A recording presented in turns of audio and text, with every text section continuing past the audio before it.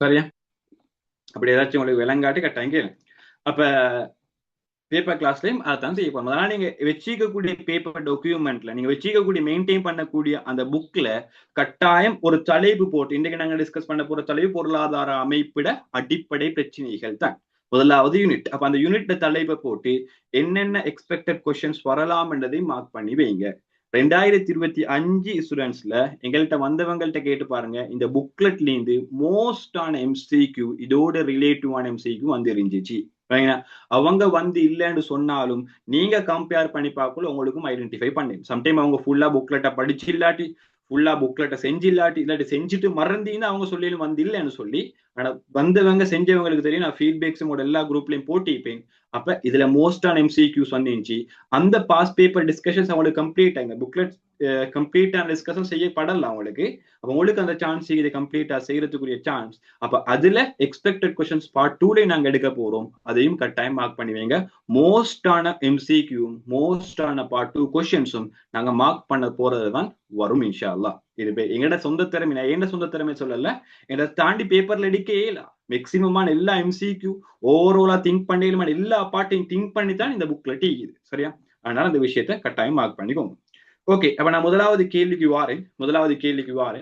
அப்ப நான் ஆல்ரெடி சொன்ன எனக்கு கம்ப்ளீட் பண்றது என் டார்கெட் வந்து மொத்த பேப்பரையும் கம்ப்ளீட் பண்றது, மொத்த 50 எம்சிக்யூ கம்ப்ளீட் பண்றது இல்லை. இப்போ ஒரு பாடத்தில் பொருளாதார அமைப்பு மற்றும் அடிப்படை பிரச்சனைகளை கிட்டத்தட்ட 110 எம்சிக்யூ இந்த பாடத்துல மட்டும். சரியா? அப்ப இந்த பாடத்துல மட்டும் இன்றையோ நாளடியோ 2-3 கிளாஸ்ல டார்கெட் வந்து இந்த பாடத்துல மொத்த எம்சிக்யூ கவர் அப் பண்றது இல்ல. இதுல ஒரு மெயினான எம்சிக்யூ செட் கொஞ்சத்தை நாங்க டிஸ்கஸ் பண்ணி அதை வச்சு இந்த பாடத்தை ஃபுல்லா கவர் அப் பண்ண போறோம். இதுதான் எங்களோட டார்கெட். சரியா? அதான் ஞாபகம் வச்சுக்கோங்க. ஓகே, எங்களோட முதலாவது எம்சிக்யூ சரியா? முதலாவது எம்சிக்யூ பொருளியல் தொடர்பான மிகச்சரியான கூற்று எதுன்னு கேட்கிறேன். சரியா? இப்ப இந்த இடத்துல பாருங்க, நான் உங்களுக்கு ஹைலைட் பண்ணி காட்டுறேன். மிகச்சரியான கூற்று என்னத்தை கேட்கிறான்? மிகச்சரியான கூற்று கேட்கிறான். அப்ப இந்த இடத்துல சம்டைம் உங்களுக்கு கன்ஃபியூஸ் ஆகலும். சரியான கூற்று என்று சொல்லி எப்பயுமே ஒரு கொஸ்டின்ல கேட்க மாட்டேன். நான் மார்க் பண்ணது உங்களுக்கு கிளியரா விளங்குறாயிருக்கும். சரியான கூற்றுன்னு சொல்லி எப்பயுமே ஒரு கொஸ்டின்ல கேட்க மாட்டேன். உங்கள்கிட்ட கேட்கக்குள்ள கேட்பான், மிகச்சரியான கூற்று எது? அதாவது இந்த 4 கூற்றுல சம்டைம் உங்களுக்கு சில எம்சிக்கு 4 ஆன்சர்ஸ் தந்திக்குது, சில எம்சிக்கு ஆன்சர்ஸ் தந்திக்குது. உங்களோட ஃபைனல் எக்ஸாம்ல 5 ஆன்சர்ஸ் தான் வரும். சரியா? அப்ப இந்த 5 ஆன்சர்ஸ்ல மேபி 2-3 ஆன்சர்ஸ் பொருத்தமா ஈக்கேலும். ஆனா அது எல்லாத்தையும் விட பெட்டரான இல்லாட்டி மோஸ்டா அந்த இடத்துக்கு ஆக பொருத்தமான ஆக சூட்டபிளான ஒரு ஆன்சர்ஸ் தான் எங்களுக்கு ஐடென்டிஃபை பண்ண முடியும். அதுதான் கேட்கிறேன் மிகச்சரியான. நாங்க சம்டைம் முதலாவது ஆன்சர் பார்த்துட்டு இது சரின்னு சொல்லி அடிச்சுட்டு போகப்படாது. சம்டைம் அதை விட கீழே இருக்கிற ஆன்சர் முதலிக்கதையும் விட மிக பொருத்தம் கேள்வி. அதனால மிகச்சரியானது என்று கேட்டா 5 ஆன்சர் டீப்பா வாசிங்க. இதுல ஆக பொருத்தமானது ஒன்றாதான் இருக்கும். அர்த்தம் மிகச்சரியானதுன்னு மென்ஷன் பண்ணி தந்திக்கிறான். எப்பயுமே இங்க மென்ஷன் பண்ணி இல்லாட்டியும் இந்த இடத்துல மென்ஷன் பண்ணி இல்லாட்டியும் மேல பேப்பருக்கு ஸ்ட்ரக்சர்னு போட்டி அறிவுறுத்தல்கள் என்று சொல்லி அதுல மென்ஷன் பண்ணிப்பான் மிகச்சரியான ஆன்சரை நீங்க தெரிவு செய்யுங்கன்னு சொல்லி. மிகச்சரியானது என்ற அர்த்தம் ஆக பொருத்தம் மற்ற எல்லா ஆன்சர்ஸையும் கூட பெஸ்டான சொல்யூஷன் எதுன்னு தான் கேட்க போறோம் உங்கள்கிட்ட. சோ அப்படிப்பட்ட ஆன்சர்ஸ் தான் நாங்க இப்ப தெரிவு செய்யணும். இந்த 5 ஆன்சர்ஸ்ல இருந்து எது தொடர்பான மிகச்சரியான கூற்று? பொருளியல் தொடர்பான மிகச்சரியான கூற்று. அப்ப கொஞ்சம் பொருளியலை பத்தி நாங்க பேசிட்டு வருவோம். பொருளியல் என்றதை பத்தி கொஞ்சம் பேசிட்டு வருவோம். இப்ப பொருளியல் என்று செல்றது நீங்க ஃபர்ஸ்டுக்கே படிச்சிப்பீங்க. பொருளியலுக்கு நிறைய பேர் நிறைய வரைவு இலக்கணம் சொல்லிப்பாங்க. ஆடம் ஸ்மித் சொல்லிப்பாங்க, அதே மாதிரி கெய்ன் சொல்லிப்பாங்க, லயனல் ரொபின்சன் சொல்லிப்பாங்க. இப்படி நிறைய வரைவு இலக்கணங்கள் சொல்லிப்பாங்க. இல்ல எந்த ஒரு வரைவிலக்கணமும் உங்களோட ஃபைனல் எக்ஸாம்ல கேட்டு வாரது இல்லை. மோஸ்ட் ப்ராபபிலியா 100% என்னன்னு சொன்னா ஒவ்வொருத்தரோட வரைவிலக்கணம். ஏன்னா ஆல்பர்ட் ஐன்ஸ்டைன் சொன்ன அல்ல, அடம் ஸ்மித் சொன்ன வரைவிலக்கணம் என்ன, அப்படி கெய்ன் சொன்ன வரைவிலக்கணம் என்ன சொல்லி வரைவிலக்கணத்தை எந்த ஒரு கொஸ்டின்லையும் கேட்டு வாரது இல்லை. பார்ட் 2லையும் கேட்டு வாரது இல்லை. ஆனா பிசினஸ் ஸ்டடீஸ்ல கேட்டு வரும். பிசினஸ் ஸ்டடீஸ்ல வரைவிலக்கணங்கள் கேட்டு வரலாம். ஆனா இந்த இடத்துல வரைவிலக்கணங்கள் கேட்டு வரதுக்கான சான்ஸ் குறவு. என்னடா இது ஓ லெவல் அல்ல, இது அட்வான்ஸ் லெவல். அந்த இடத்துல வரைவிலக்கணம் எதுக்காக வேண்டி தந்திக்கிறான்டா, அந்த வரைவிலக்கத்துல ஒவ்வொரு பாயிண்ட்டும் கோல்டன் பாயிண்ட் தான். அந்த கோல்டன் பாயிண்ட வச்சு எங்களுக்கு என்ன செய்யணும், இக்கனமிக்கண்டா என்னன்னு சொல்லி கண்டுபிடிச்சு. உதாரணமா ஆடம் ஸ்மித் என்ன சொன்னார் பொருளியல்? செல்வத்தை சேகரிக்கிறது, செல்வத்தை சேமிக்கிறது, செல்வத்தை செலவழிக்கிறது, செல்வத்தை சம்பாதிக்கிறது, இது தொடர்பான ஒரு ஆய்வு தான் என்ன அடம் ஸ்மித் சொன்னார் பொருளியல் என்று சொன்னாரு. அப்ப இந்த இடத்துல அந்த கோல்டன் பாயிண்ட், அந்த ஒவ்வொரு பாயிண்டையும் வச்சு தொடர்பான ஒரு ஆய்வை தான் முதலாவது ஆன்சர்ஸ் சொல்லி தந்திக்கிறேன். பாருங்க, பொருளியல் என்பது பணத்தை சேகரிக்கும் முறை பற்றி ஆய்வு என்று தந்திக்கிறார். பணத்தை சேகரிக்கும் முறை பற்றி ஆய்வுன்னு தந்தி. இதைத்தான் அடம் ஸ்மித் சொன்னார். அடம் ஸ்மித் டிரெக்டா சொல்லல பணத்தை சேகரிக்கிறோம் எப்படி, பணத்தை சம்பாதிக்கிறோம் எப்படி. அடம் ஸ்மித் அப்படி ஒரு வரைவிலக்கணம் சொல்லல. அடம் ஸ்மித் சொன்னது செல்வத்தை சம்பாதிக்கிறது எப்படி, செல்வத்தை சேகரிக்கிறது எப்படி, செல்வத்தை செலவழிக்கிறது எப்படி, செல்வத்தை பாதுகாக்கிறது எப்படி என்று அது தொடர்பான ஒரு ரிசர்ச் தான் எக்கனாமிக் என்று சொல்லி அடம் ஸ்மித் சொல்லிட்டு போனாரு. அப்ப அந்த செல்வம் என்று சொல்றது எக்கனாமிக்கோட ரிலேட்டிவா நாங்க செக் பண்ணி பார்க்கல, எதை அவன் மென்ஷன் பண்ணி சொல்றான்டா பணம் என்றதுதான் செல்வம் என்று சொல்ல. எதை சொல்றான் பணம் செல்வம் என்று சொன்னா பணம், மணி. இதைத்தான் நான் என்ன சொல்லணும்னு சொன்னா உங்களுக்கு ரைட்.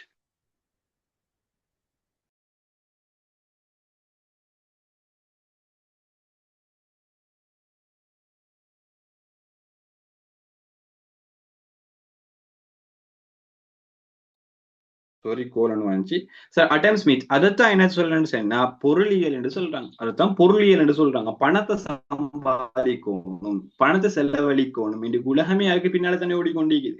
இந்த உலகமே ஒரு பொருளியலுக்கு பின்னால தான் ஓடிக்கொண்டிருக்குது. சிம்பிளா சொல்ல போன எல்லாருடைய நடவடிக்கையும் பொருளியல் நடவடிக்கை, எல்லாருடைய நடவடிக்கையும் பொருளியல் நடவடிக்கை தான். இந்த உலகத்தில் நடைபெற எல்லாருடைய நடவடிக்கையும் பொருளியல் நடவடிக்கை. யாருடைய பேஸ் பண்ணி? அடம் ஸ்மித் வரைவிலக்கணத்தை பேஸ் பண்ணி. ஏன்னா யோசிச்சு பண்ணி பாருங்க. இப்ப எங்கட வாப்பா ரைட்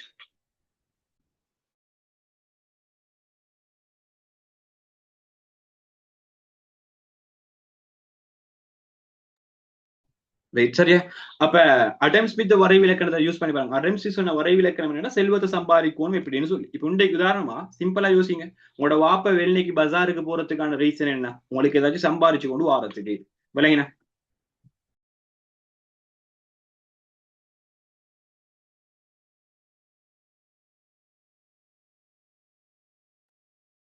சரியா. அப்ப அடம் ஸ்மித் இந்த பொருளியல் என்று சொல்லக்கூடிய விஷயத்த எப்படி சொன்னாருன்னு சொன்னா பணத்தை சம்பாதிக்கிறது எப்படி, பணத்தை செலவழிக்கிறது எப்படி, பணத்தை சேமிக்கிறது எப்படிதான் சொன்னார். அவ சிம்பிளா எங்களோட பேரண்ட்ஸ் யோசிச்சு பாருங்க. அவங்க மார்னிங்கோட போறாங்க. என்ன சிலவங்க சம்டைம் மார்னிங் போயிட்டு நைட்டுக்கு வருவாங்க, சிலவங்க நைட்டுக்கு போயிட்டு மார்னிங் வருவாங்க. என்னத்துக்கு போறாங்கன்னு சொன்னா ஏதாச்சும் ஒரு விஷயத்த சம்பாதிச்சு கொண்டு வரணும், ஏதாச்சும் ஒரு வீட்டை கட்டி போடணும், ஏதாச்சும் ஒரு செல்வத்தை சம்பாதிச்சோணும், ஏதாச்சும் ஒரு காணியை வாங்கி போடணும். இப்படின்னு தான் அந்த ஒவ்வொருத்தருடைய டார்கெட். பஜாருக்கு போறவங்க டார்கெட்டும் அதுதான். பஜார்ல கொண்டு வந்து சாமான் வாங்கி தாரத செலவழிக்கிற உம்மட டார்கெட்டும் அதுதான். 2 வருஷம் பரவாயில்ல, கட்டத்தின்று படிப்போம், எவ்வளவு கட்டத்தினாலும் பரவாயில்ல, சுனாமியே வந்தாலும் பரவாயில்ல, நான் இருந்து படிக்கிறதே தானே. படிக்கிற மாணவர் உங்களோட டார்கெட்டும் என்ன? பெரிய ஒரு ஏதாச்சும் ஒரு பொசிஷனுக்கு போகணும், பெரிய அளவுக்கு சம்பாதிக்கணும், பெரிய சொத்துகளுக்கு சொந்தக்காரமாகணும், நாட்டுல மொத்த பணக்காரர்ஸ்ல ஏண்ட பேரும் வர்ற ஓர்னமெண்ட் தானே இவ்வளவு மக்கள் தடமாறுறாங்க. அப்ப இதுவும் அந்த அடம் ஸ்மித் சொன்ன பொருளியல் நடவடிக்கையும் பார்த்தா ரெண்டுமே சரிசமனா ஈக்குவல் ஆகுது, டோட்டலியா ஈக்குவல். அடம் ஸ்மித் சொன்னதும் அதேதான். பணத்தை சம்பாதிக்கிறது எப்படி, செலவழிக்கிறது எப்படி, சேமிக்கிறது எப்படி தொடர்பான ரிசர்ச் தான் பணம், ஆய்வு தான் பொருளியல் என்று சொன்னாரு. ஆனா அதே வேலையை தான் நாங்க இன்றைக்கு செஞ்சு கொண்டிருக்கிறோம். இதனால தான் சொல்றோம் எங்கள்கிட்ட உங்களோட நடவடிக்கைக்கு சிம்பிளா பொருளியல் நடவடிக்கைன்னு சொல்றோம். பொருளியல் நடவடிக்கை. இப்ப நீங்க பொருளியல் நடவடிக்கை என்றா பார்ட் 2 ஒரு கொஸ்டின்ஸ் கேட்கலாம். பொருளியல் நடவடிக்கை என்றா என்னன்னு சொல்லி விளக்குங்க கேட்கலும். பொருளியல் நடவடிக்கை என்னன்னு சொல்லி விளக்கணும். அப்ப நீங்க யோசிச்சப்படாது இப்படி ஒரு பாடத்தை நாங்க படிக்கல, இது சிலபஸ்ல இல்லை, இது கைட்ல இல்லைன்னு யோசிச்சப்படாது. அப்ப என்ன சொல்றான்? பொருளியல் நடத்தைன்னு சொன்னா நானும் நீங்களும் சம்பாதிக்கிறது பொருளியல் நடத்த, நானும் நீங்களும் சேமிக்கிறது பொருளியல் நடத்த, நானும் நீங்களும் வீடு கட்டுறது பொருளியல் நடத்த, நானும் நீங்களோட தேவையை பூர்த்தி செய்யறது பொருளியல் நடத்த, என்னோட தேவையை பூர்த்தி செய்யறதுக்கு உற்பத்தி செய்யறது பொருளியல் நடத்த, என்னோட பணத்தை சம்பாதித்து சேமிச்சு வீடு கட்டுறது பொருளியல் நடத்த. அப்ப இப்படி பணத்தை சம்பாதிக்கிறது, சேமிக்கிறது, செலவழிக்கிறதோட தொடர்புடைய எந்த நடவடிக்கையாக இருந்தாலும் அடம் ஸ்மித் கருத்துப்படி பொருளியல் நடத்ததான். அப்ப அடம் ஸ்மித் என்று சொன்னது சிம்பிளான ஒரு டெபினிஷன் தான். ஆனா அந்த டெபினிஷன்ஸுக்குள்ளுக்கால நிறைய கொஸ்டின்ஸ் கேட்கலும். டெபினிஷன்ஸ் வராது, அந்த டெபினிஷனை பேஸ் பண்ணி நிறைய கொஸ்டின்ஸ் வரையும் வேணா. அதைத்தான் நாங்க அந்த இடத்துல விளங்கெடுப்போம். அப்ப சம்டைம் அவங்க அடம் ஸ்மித் டெபினிஷனை வச்சு சம்டைம் கேட்கலாம், அடம் ஸ்மித் டெபினிஷனை வச்சு பேஸ் பண்ணி விளக்கும் கொண்டு கேட்கலாம். இல்லாட்டி சம்டைம் இப்படி கேட்கலாம், ஒரு பார்ட் 2 இப்படி ஒரு கொஸ்டின்ஸ் கேட்கலாம். ஒரு மனிதர் இல்லாட்டி உங்களோட பேரண்ட்ஸ், உங்களோட தந்தை மார்னிங்கோட நிறுவனத்துக்கு போறாரு, இல்லாட்டி மார்னிங்கோட ஜொப்புக்கு போறாரு. அதே மாதிரி ஈவினிங் ஆகி வீட்டுக்கு தேவையான பொருளை வாங்கிட்டு வாராரு. வாங்கிட்டு வந்து மீதி பணத்தை செலவழிக்கிறாரு. செலவழிச்சு மீதி பணத்தை சேமிக்கிறாரு. ஒரு அமௌண்ட் வருமானம் வந்தா, உதாரணம் 1000 சம்பாதிச்சுட்டு வந்தா அவங்க அன்றாட தேவைக்கு உணவு, உடுப்பு, சாமான் வாங்குறதுக்கு 500 600 போனேன்டா 400 500 அவனோட கையில பேலன்ஸ் செய்யும். இந்த பேலன்ஸ் அவங்க உண்டியல் உண்ட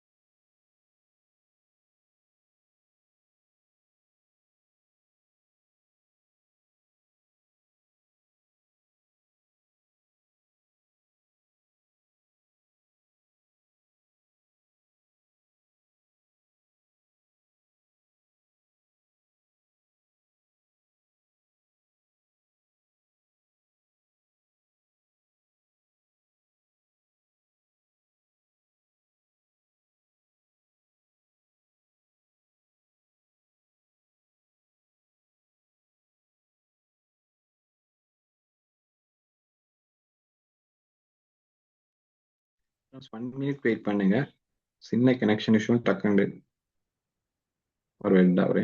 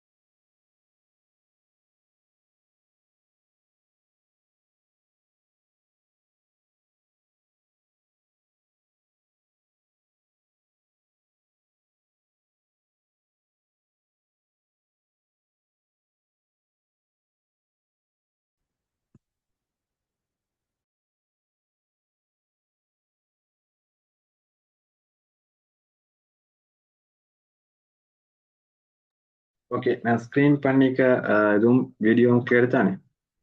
எல்லாம் கிளியரா விளங்குறது தானே? ஓகே, சாரி, சின்ன கனெக்ஷன் வரவுண்டு இந்த மழை டைம்னால. அப்போ ஓகே, என்னோட பாடத்துக்கு வருவோம். ஏதாச்சும் விளங்காத இது டக்குன்னு மைக் அன்மியூட் பண்ணி சொல்லுங்க. நான் பார்க்குறேன். அப்ப ஓகே, நான் சொல்லிக்கொண்ட இந்த விஷயம் என்னன்னு சொன்னா, அப்ப அந்த பேரண்ட்ஸ் உங்களுக்கு என்ன செய்யணும், மார்னிங் ஜொப்புக்கு போறாரு, அதே மாதிரி சாமான் எடுத்துட்டு வராரு வீட்டு செலவுக்காக வேண்டி. சாமான் எடுத்துட்டு வந்த பிறகு அந்த சாமானை வச்சு செலவு செய்யறாரு. சரி, அந்த வருமானத்தை வச்சு செலவு செய்யறாரு, செலவு செஞ்சு மிஞ்சதை சேமிக்கிறாரு. இப்படி சேமிப்பு எல்லா நடவடிக்கையும் செஞ்சதுக்கு பின்னால அந்த சேமித்தை வச்சு அவர் ஒரு வீடு ஒன்று கட்டுறாரு. அப்ப சம்டைம் உங்கள்கிட்ட கேட்கலாம், இப்படி பார்ட் 2 கொஸ்டின் ஆகும் இதை கேட்கலாம், இல்லாட்டி பார்ட் 1 கொஸ்டின் ஆகும் கேட்கலாம். பார்ட் 2 கொஸ்டினா கேட்க போல சம்டைம் இதே இந்த விஷயத்தை இந்த கன்செப்டை தந்துட்டு உங்கள்கிட்ட சொல்லலாம், இந்த செயற்பாடு இவர் செஞ்ச செயற்பாடு, அதாவது உற்பத்தி செஞ்சது, சாரி, தொழிலில் ஈடுபட்டது, அதே மாதிரி வருமானம் ஒன்று உழைச்சது, சொந்த செலவுக்காக செலவு செஞ்சது, மீதியை சேமிச்சதை வச்சு ஒரு வீடு கட்டினது, இப்படிப்பட்ட பல்வேறு நடவடிக்கையோட இந்த மனுஷன் தொடர்பு பட்டிருக்கிறாரு. அப்ப இந்த நடவடிக்கைய பொருளியல் என்று சொல்லிடுமா, இல்லாட்டி இந்த நடவடிக்கைய பொருளியல் நடவடிக்கையாக சொல்ல இயலுமா என்று சொல்லி அடம் ஸ்மித் வரைவிலக்கணத்தை பேஸ் பண்ணி எழுதும் சம்டைம் அப்படி கேட்கலாம். அடம் ஸ்மித் வரைவிலக்கணத்தை அடிப்படையாக கொண்டு இந்த விஷயத்தை விளங்கப்படுத்தும் சொல்லி இப்படி ஒரு பிராக்டிக்கல் கொஸ்டினை தியரட்டிக்கலோட அட்டாச் பண்ணி கேட்க. அப்ப எங்களுக்கு பிராக்டிக்கல் தெரியும், எங்களுக்கு எக்கனாமிக்கான கான்செப்ட் தெரியும், எக்கனாமிக்கான இருத்தான சொல்லக்கூடிய விஷயம் எங்களுக்கு தெரியும். ஆனா இப்படி அட்டாச் பண்ணி ஒரு பெரிய பந்தியா முதலாவது கொஸ்டினை போட்டு அடிக்க நாங்க சொல்றது பேப்பர் கஷ்டம், பேப்பர் 2 ஹவர்ல செஞ்சு முடிக்கலாம், பார்ட் 3 ஹவர்ல செஞ்சு முடிச்சேலாம் என்று சொல்லி நாங்க சொல்லிட்டு வருவோம். ஆனா பேப்பர் செஞ்சு முடிச்ச ஏழுமோ ஏழாண்டதோ விலை டிபெண்ட் ஆகிக்கிறது, தங்கி இருக்கிறது எதுலன்னு சொன்னா இதுக்கு நீங்க அத மாதிரி கொஸ்டினை ஃபேஸ் பண்ணிக்கிறத வச்சுதான். அந்த மாதிரி கொஸ்டின்ஸ் இருக்கும் போது நீங்க செஞ்சு ஈக்கிறீங்கடா, டைமிங்கை வச்சு இந்த மாதிரி கொஸ்டின் ஃபேஸ் பண்ணி ஈக்கிறீங்கன்னு சொன்னா அந்த கொஸ்டின்ஸ் நீங்க ஆல்ரெடி செஞ்சது, அந்த மாதிரி கொஸ்டின்ஸ் நீங்க ஆல்ரெடி பார்த்தது, அப்போ உங்களுக்கு பேப்பர் கஷ்டம் இல்லை. மத்த எல்லாருமே சொல்லுவாங்க பேப்பர் கஷ்டம் என்று, ஆனா உங்களுக்கு பேப்பர் ஈஸி ஆயிக்கும். மத்த எல்லாருமே சொல்லுவாங்க டைம் போதாண்டு, ஆனா உங்களுக்கு டைம் தாராளமா போதுமானதா இருக்கும். இப்படிப்பட்ட ஒரு கொஸ்டினை நீங்க ஆல்ரெடி செஞ்சுக்கிறீங்க, அதனால அப்படிப்பட்ட கொஸ்டின்ஸ் எல்லாம் வரலாம். அப்ப அதையும் நாங்க கட்டாயம் மார்க் பண்ணி செஞ்சு வருவோம். அப்ப உங்களுக்கு அது நல்ல ஒரு யூசேஜை தரும் என்னோட ஃபைனல் எக்ஸாம்ஸுக்கு. சரியா? எப்பயுமே தியரியை பேஸ் பண்ணியே வரும்னு எதிர்பார்த்து போவான். 2025 பாஸ் பேப்பர் வரும் மாதிரியே வரும் அக்கௌண்டிங் பேப்பர் எடுத்துட்டு போனாங்க, எதிர்பார்த்து போனாங்க. பாஸ் பேப்பர் மாதிரியே வரும் பிசினஸ் பேப்பர் எதிர்பார்த்து போனாங்க. பாஸ் பேப்பர் மாதிரியே வரும் எக்கனாமிக் பேப்பர் எதிர்பார்த்து போனாங்க. 1-2 கேள்வி பாஸ் பேப்பரை பேஸ் பண்ணிருந்தாலும் டோட்டலா சேஞ்ச் ஆன மாதிரி அவங்களுக்கு ஒரு புதிய பேப்பர் ஆன மாதிரி தான் இருந்துச்சு. இப்படி ஒரு ரூட்ல போனாங்க. வளமையா எல்லாரும் போன ரூட்ல போனாங்க. ஆனா பேப்பர் எடுத்தவன் புதிய ஒரு மெத்தட்ல இனோவேஷன் பண்ணி பேப்பர் எடுத்தான். அப்ப அதனால அந்த டைம்ல பேப்பர் டஃப், அந்த டைம்ல பேப்பர் கஷ்டம், அந்த டைம்ல பேப்பருக்கு டைம் போதா என்று சொல்லி நாங்க அழுது வேலை இல்ல. எக்ஸாம் முடிஞ்சு அழுது வேலை, நிறைய பேர் அழுதுவாங்க. இப்ப அக்கௌண்டிங் செஞ்சு முடிஞ்சு நிறைய பேர் அழுறாங்க, டைம் போதா செஞ்சு கொள்ளையிலான்னு சொல்லி. ஆனா டைமுக்கு செஞ்சு முடிச்சவங்களும் மீக்கிறாங்க அக்கௌண்டிங் பார்ட் 1 பேப்பர். ரீசன் என்னடா, இப்படி திங்க் பண்ணி கிரியேட்டிவிட்டியா ஆன்சர்ஸ் கொடுத்து ரெடியாகி போனதனால. சரியா?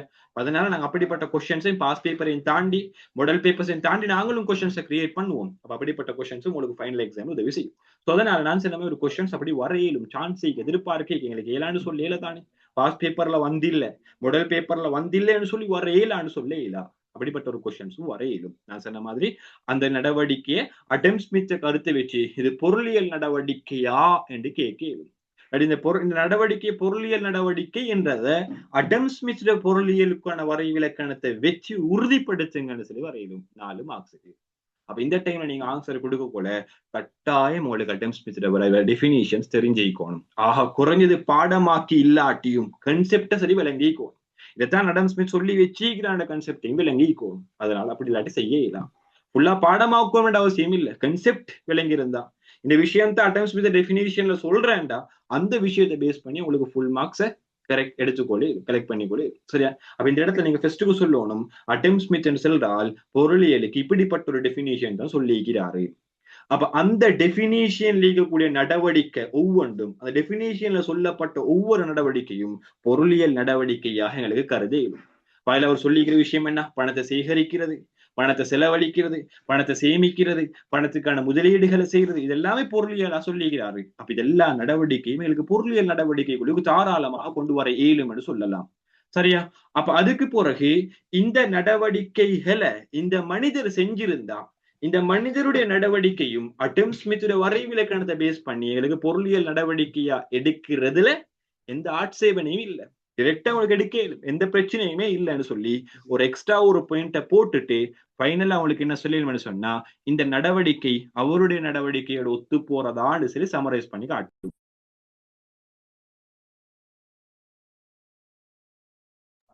சரியா? பொருளியல் நடவடிக்கையாக எடுத்துக்காட்டு ஏழுமா என்றதை உங்களுக்கு மென்ஷன் பண்ணிட்டு போய் அப்ப நீங்க அவர்கிட்ட சொல்லணும், இந்த இடத்துல இவர் சம்பாதிக்க பேய்த்திக்கிறாரு. அப்ப சம்பாதிக்க பேய்த்த நடவடிக்கை பொருளியல செல்வத்தை சேகரிக்கிற நடவடிக்கைக்கு ஈக்குவல் ஆனது.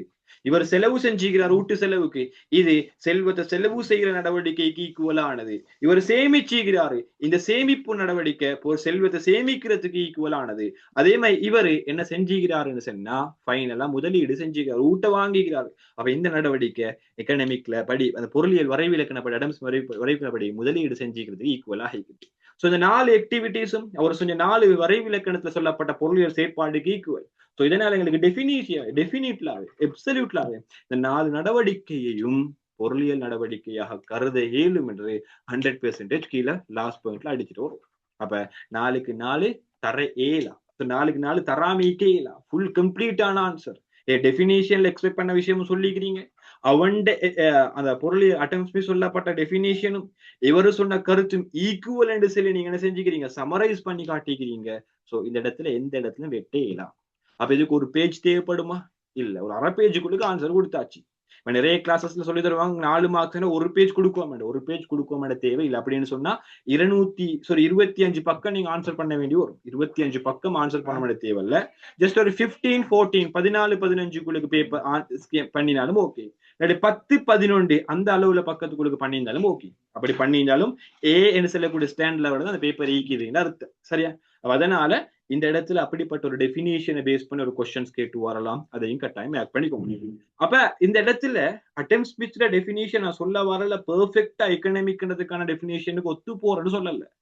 ஏன்னா அந்த இடத்துல அவரு சொன்ன பொருளியல் நடவடிக்கையும் இப்பீகக்கூடிய பொருளியல் நடவடிக்கையும் ஒத்து போகுது. அவர் சொன்ன நடவடிக்கையில எங்களுக்கு மெயினான அவர் சொன்ன மெயின் பாயிண்ட்ல அவர் சொன்னது கோல்டன் பாயிண்ட்ல எங்களுக்கு எடுக்கலுமான இப்பட கோல்டன்டான சிச்சுவேஷன், இந்த சிச்சுவேஷனை வச்சு எதை எடுக்கலும் சொன்னா அந்த பாயிண்டை வச்சு பொருளியல் நடவடிக்கைகள் என்ன என்றது எங்களுக்கு எடுக்கலும்.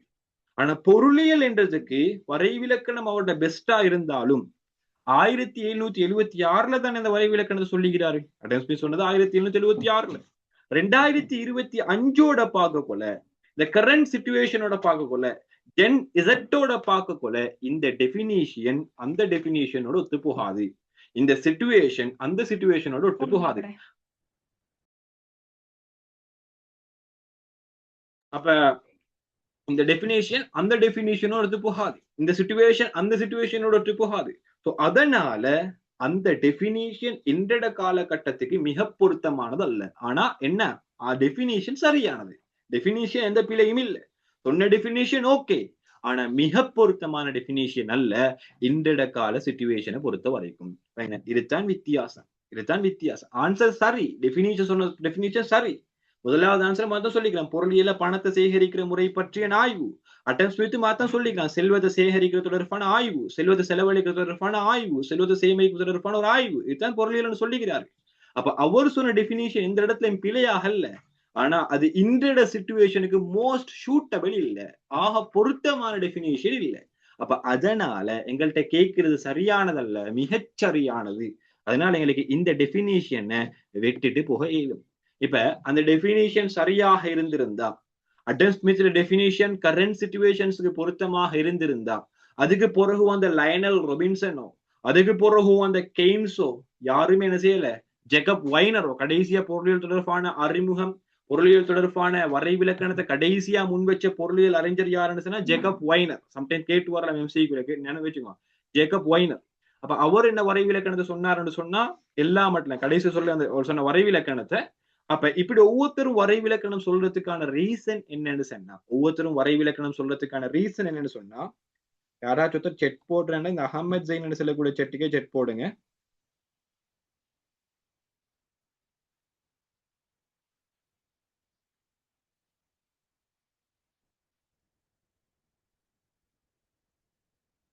ஓ நான் வந்து சொல்லக்கூடிய கொஸ்டின்ஸ் ஒவ்வொன்றுக்கும் என்னென்ன மெயின் பாயிண்ட் உள்ளடக்க ஓணும் என்று சொல்லி சொல்றேன். ரைனா மறுநாள் நீங்க டவுட் ஒன்று கேட்டுக்கிறீங்கன்னா இந்த போன் லீக்னால பார்த்து படல லெப்ட்ல நீங்க செக் போட்டோன்னா அகமது ஜெயினிக்கு டைரக்டா போடுங்க, எக்கோன் வித் வசீருக்கு போடாம.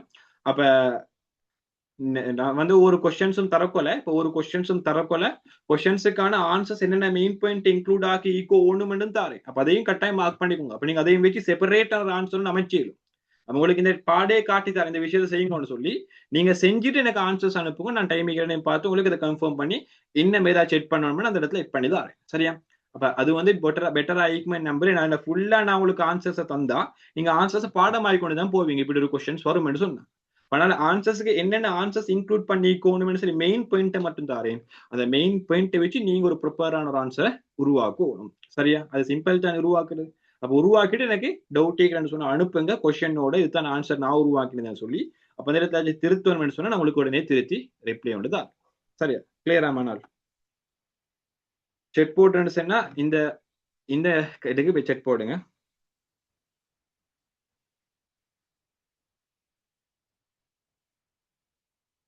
மனால் ரஸ்மி கிளியரா?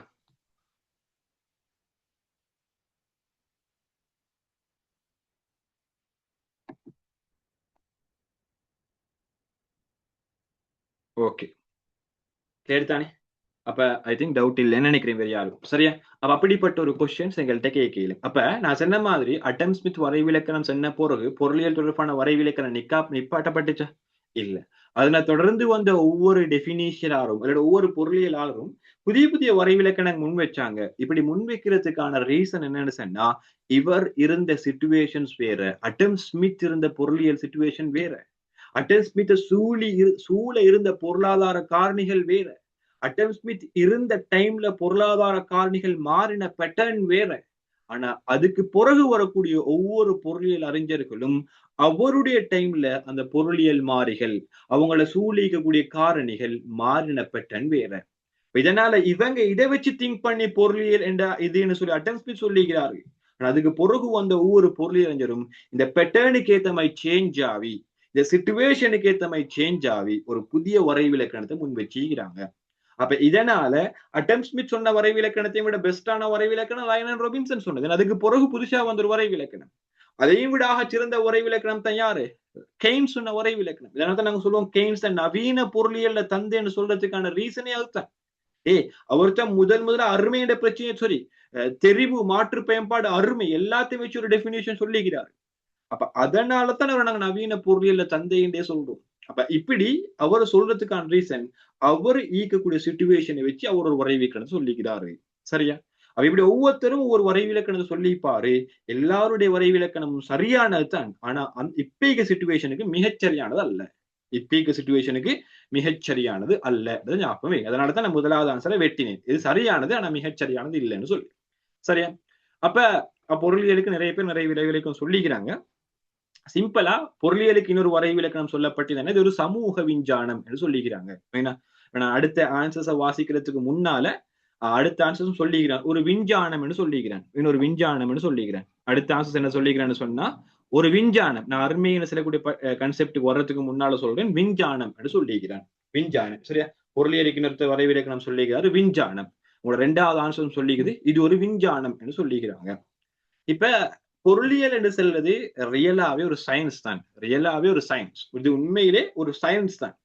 ஏனென்றா சயின்ஸ் செய்யற வேலையை தான் இந்த எக்கனாமிக்கும் செய்யுது. சயின்ஸ் செய்யற வேலையை தான் இந்த எக்கனாமிக்கும் செய்யுது. அடிக்கடி எடுக்கிற எக்ஸாம்பிள் தான் எனக்கு சயின்ஸ் சென்னடிக்கே ஞாபகம் வரக்கூடிய விஷயம் தான் என்ன சொன்னா, நான் ஸ்டார்ட்ல அதாவது நீங்க இதை கான்செப்டா இருக்கும் போதே நான் சொல்லிப்பேன். பட் உங்களுக்கு இது இந்த இடத்துக்கு பொருத்தமாக ஈக்கும்னால அதே சம்பவத்தை நான் இந்த இடத்துல சொல்றேன். இப்ப நீங்க 5ஆம் வகுப்பு வரைக்கும் சயின்ஸ் சொல்லக்கூடிய ஒரு பாடத்தை படிச்சிக்க மாட்டீங்க. அப்படித்தானே? சயின்ஸ் சொல்லக்கூடிய விஷயத்த படிச்சிக்க மாட்டீங்க.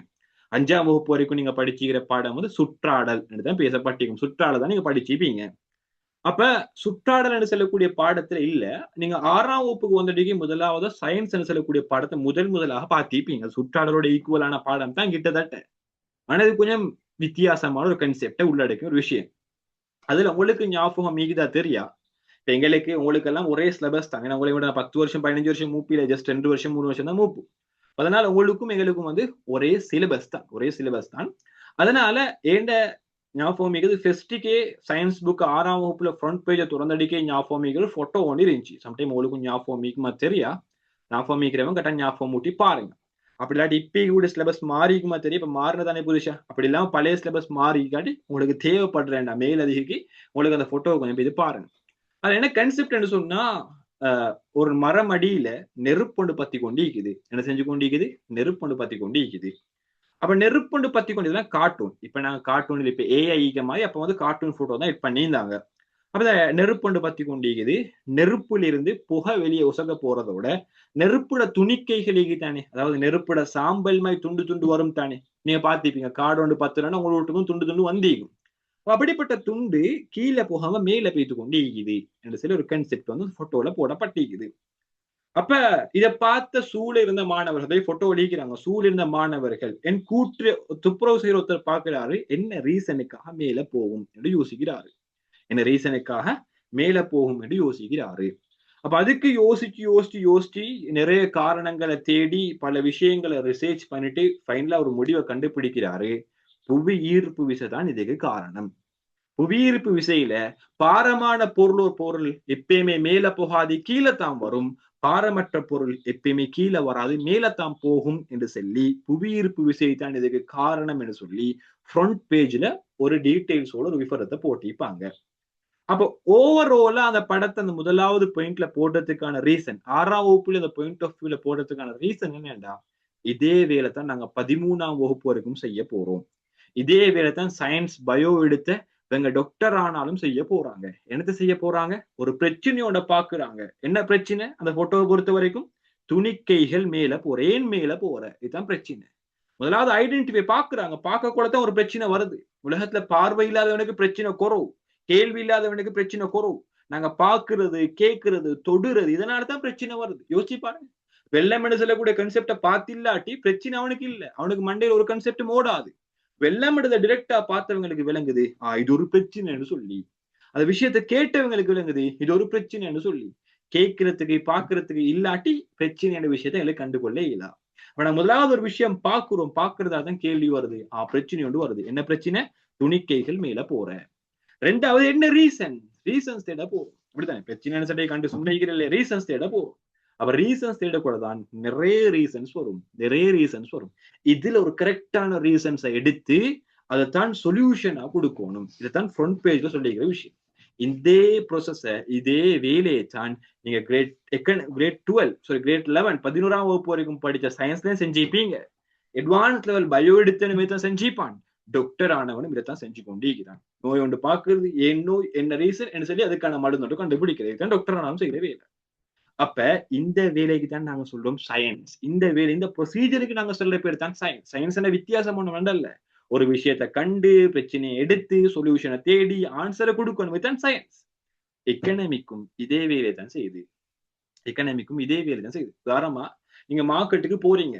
இப்ப நீங்களும் உங்களோட தங்கச்சியும், இல்ல நீங்களும் உங்களோட நாணவும், உதாரணமா இப்ப அப்படி யாராவது சொத்தர் நீங்க ஒரு உங்களோட உறவினரோட போறீங்க எங்க மார்க்கெட்டுக்கு போக்கல, நீங்க எக்கனாமிக் படிச்ச ஆள், உங்களோட நானவோ தாத்தவோ தங்கச்சோ தம்பியோ உம்மோ அப்போ உங்களோட போற அடுத்த ஆள் வந்து சயின்ஸ் படிச்சான். அவருடைய பார்வையில் எக்கனாமிக் என்ன கன்செப்ட் தெரியா, உங்களுடைய பார்வையில் எக்கனாமிக் என்ன கன்செப்ட் தெரியும்.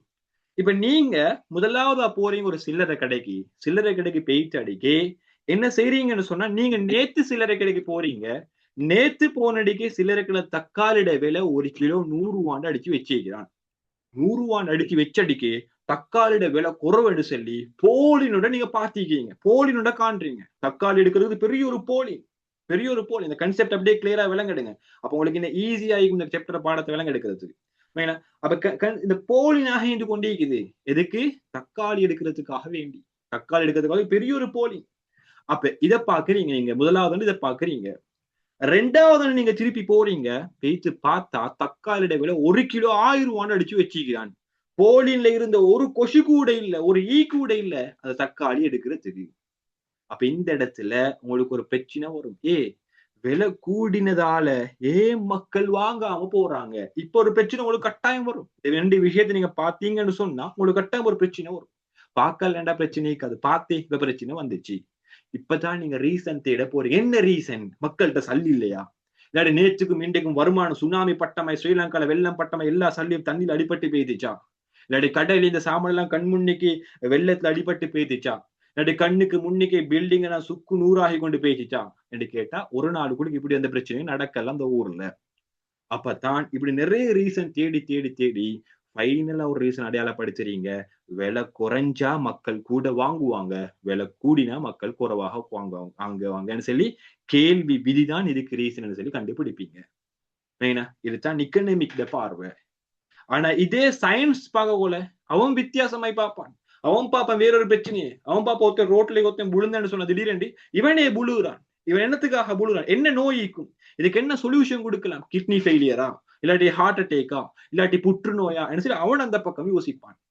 ஆனா 2 பேரோட செஞ்ச வேலை உண்டுதான். உங்களோட நானவோ தாம்பியோ தங்கச்சோ 2 பேரும் பார்த்த பாயிண்ட் ஆஃப் வியூ உண்டு.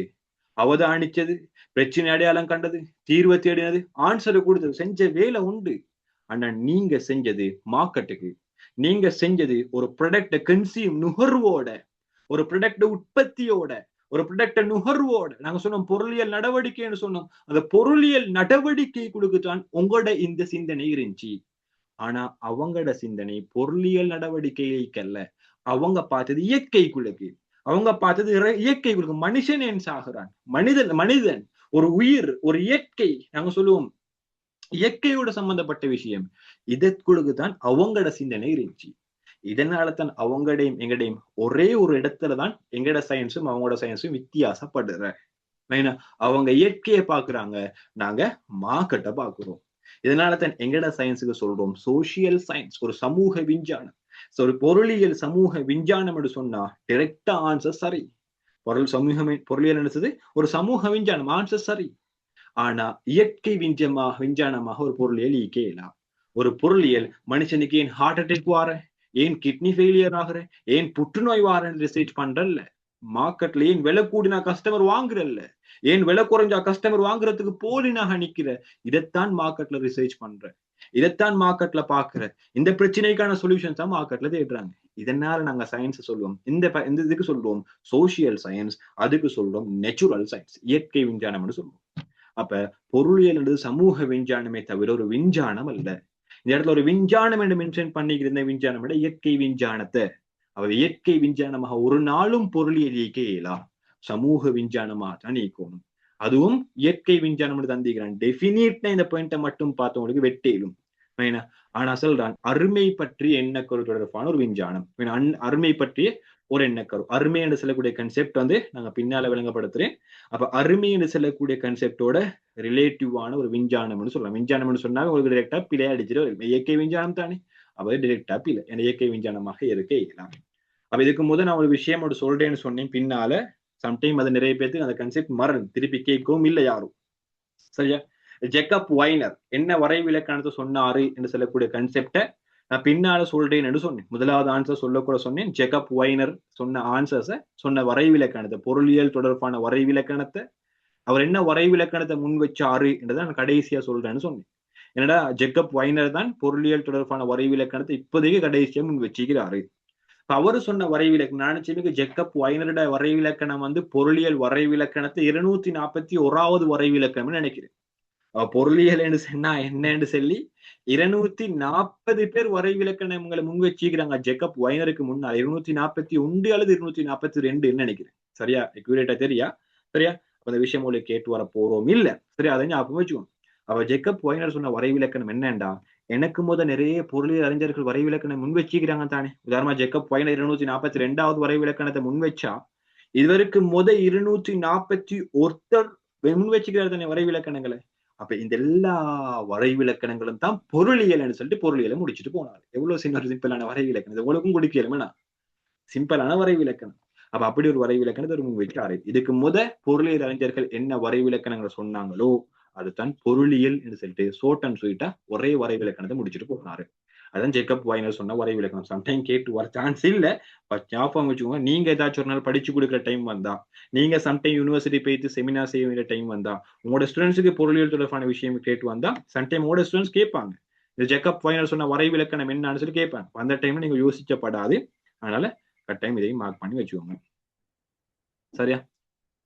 ஓகே, அப்ப ரெண்டாவது ஆன்சரும் டெஃபினிட்டா பிழை. அப்ப உங்களுக்கு ரெண்டு ஆன்சர்ஸ் பிழைன்னு சொல்லி தந்தேன். முதலாவது ஆன்சர்ஸ் ஏன் பிழைன்னு சொல்லி தந்தேன், ரெண்டாவது ஆன்சர்ஸ் ஏன் பிழைன்னு சொல்லி தந்தேன். இப்ப நீங்க சொல்லுங்க 3, 4, 5 இந்த மூணு ஆன்சர்ஸ் தான் நம்மளோட சாய்ஸ்ல இருக்குது. இதுல பொருளியல் என்றதுக்கு பெட்டரான ஆன்சர்ஸ் ஏதாவது குடிக்க இயலும். மூணாவது ஆன்சரை குடிக்க இயலுமா, நாலாவது ஆன்சரை குடிக்க இயலுமா, அஞ்சாவது ஆன்சரை குடிக்க இயலுமா?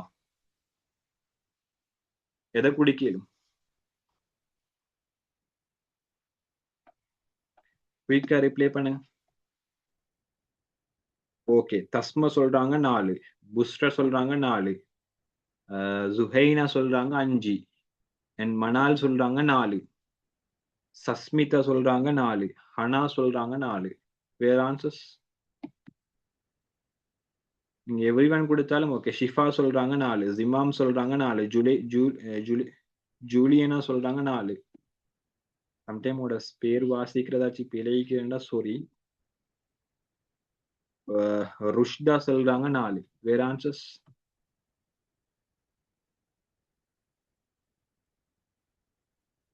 எவ்ரி ஒன்னே கொடுங்க. சுமையா சொல்றாங்க 4. ஆன்சர்ஸ் கொடுக்கல, எவ்ரி ஒன்னே கொடுங்க, அப்பதான் வாசிக்கிறது ஈஸி ஆகிக்கும்.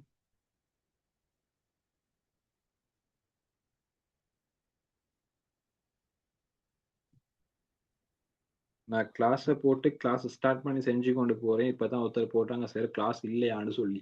லிங்கையும் போட்டு கிளாஸ் ஸ்டார்ட் ஜாயின் ஆகுங்கன்னு சொல்லி போட்டுருந்தேன் குரூப்ல. ஓகே, சரியா? இதுதான் நிலைமை. ஓகே, மோஸ்டான ஆன்சர்ஸ் வந்து நாலாவதும் அஞ்சாவது. மூணாவது ஆன்சர்ஸ் யாருமே கொடுத்தீக்கல்ல. நான் ஆல்மோஸ்ட் எல்லாத்துடைய ஆன்சர்ஸும் வாசிச்சேன்னு நினைக்கிறேன். யாராச்சும் ஆன்சர்ஸ் வாசிச்சு படலண்டா திருப்பி எனக்கு எவ்ரி ஒன் கொடுத்து போடுங்க. சரியா? மூணாவதும் சரி, நாலாவதும் அஞ்சாவது. மூணாவது ஆன்சர்ஸை ஏன் கொடுக்கல? யாராச்சும் ஒருத்தருக்கு சொல்லிடுங்க என்ன ரீசனுக்காக நீங்க மூணாவது ஆன்சர்ஸ் கொடுக்கல. ஏன் மூணாவது ஆன்சர்ஸ் கொடுக்காததுக்கான ரீசன்? மூணாவது ஆன்சர்ஸ் என்ன சொல்றான்? அருமையானதும் மாற்று பயன்பாடுமான வளங்களை தெரிவு பிரச்சனையை கையாள பயன்படும் ஒரு விஞ்ஞானம். அருமையானதும் மாற்று பயன்பாடுடையதுமான வளங்களை தெரிவு பிரச்சனையை கையாள பயன்படும் ஒரு விஞ்ஞானம் என்று சொல்றான். சேம் வேலை தான் நாலாவது ஆன்சர் ஸ்டார்ட் ஆகுது. அருமையானதும் மாற்று பயன்பாடுமான வளங்களை பயன்படுத்தி மனித நடத்தையை ஆராயும் ஒரு விஞ்ஞானம். இந்த மனித நடத்தைக்கு பதிலாக பொருளியல் நடத்தையை என்று சொல்லி ஒரு பாயிண்டையும் யூஸ் பண்ண ஏழும் மறந்துட வானம். ஏன்னா பொருளியல் நடத்தைன்னு சொல்லக்கூடிய பாயிண்டையும் யூஸ் பண்ண இயலும். ஓகே, இன்னொரு ஆன்சர் வந்து இது புஷ்டாத. இட்ஸ் இயற்கை சயின்ஸ். ஓகே, நாலாவது ஆன்சர் சொல்றது வந்து, மூணாவது ஆன்சர் சொல்றது வந்து இயற்கை சயின்ஸை மையப்படுத்தினதான். ஓகே, இயற்கை சயின்ஸ். அஞ்சாவது ஆன்சர்ஸும் அப்படிதான் தந்திக்கிறேன். ஓகே, இந்த இடத்துல சயின்ஸ் மென்ஷன் பண்ணிக்கிற எல்லா இடத்துலயுமே சமூக விஞ்ஞானத்தை மென்ஷன் பண்ணிக்கிறேன்னா சரியா? அதே ஞாபகம் வச்சுக்கோங்க. பொதுவாவே சயின்ஸ்னு சொன்னா இயற்கை விஞ்ஞானத்தை மென்ஷன் பண்ணிப்பான். இப்ப இந்த ஆன்சர்ஸ்ல வந்து எல்லாத்தையும் சமூக விஞ்ஞானத்தை மென்ஷன் பண்ணிக்கிறான். எல்லாத்துலயுமே சயின்ஸ் தானே முடிஞ்சுக்குது, விஞ்ஞானம் தானே.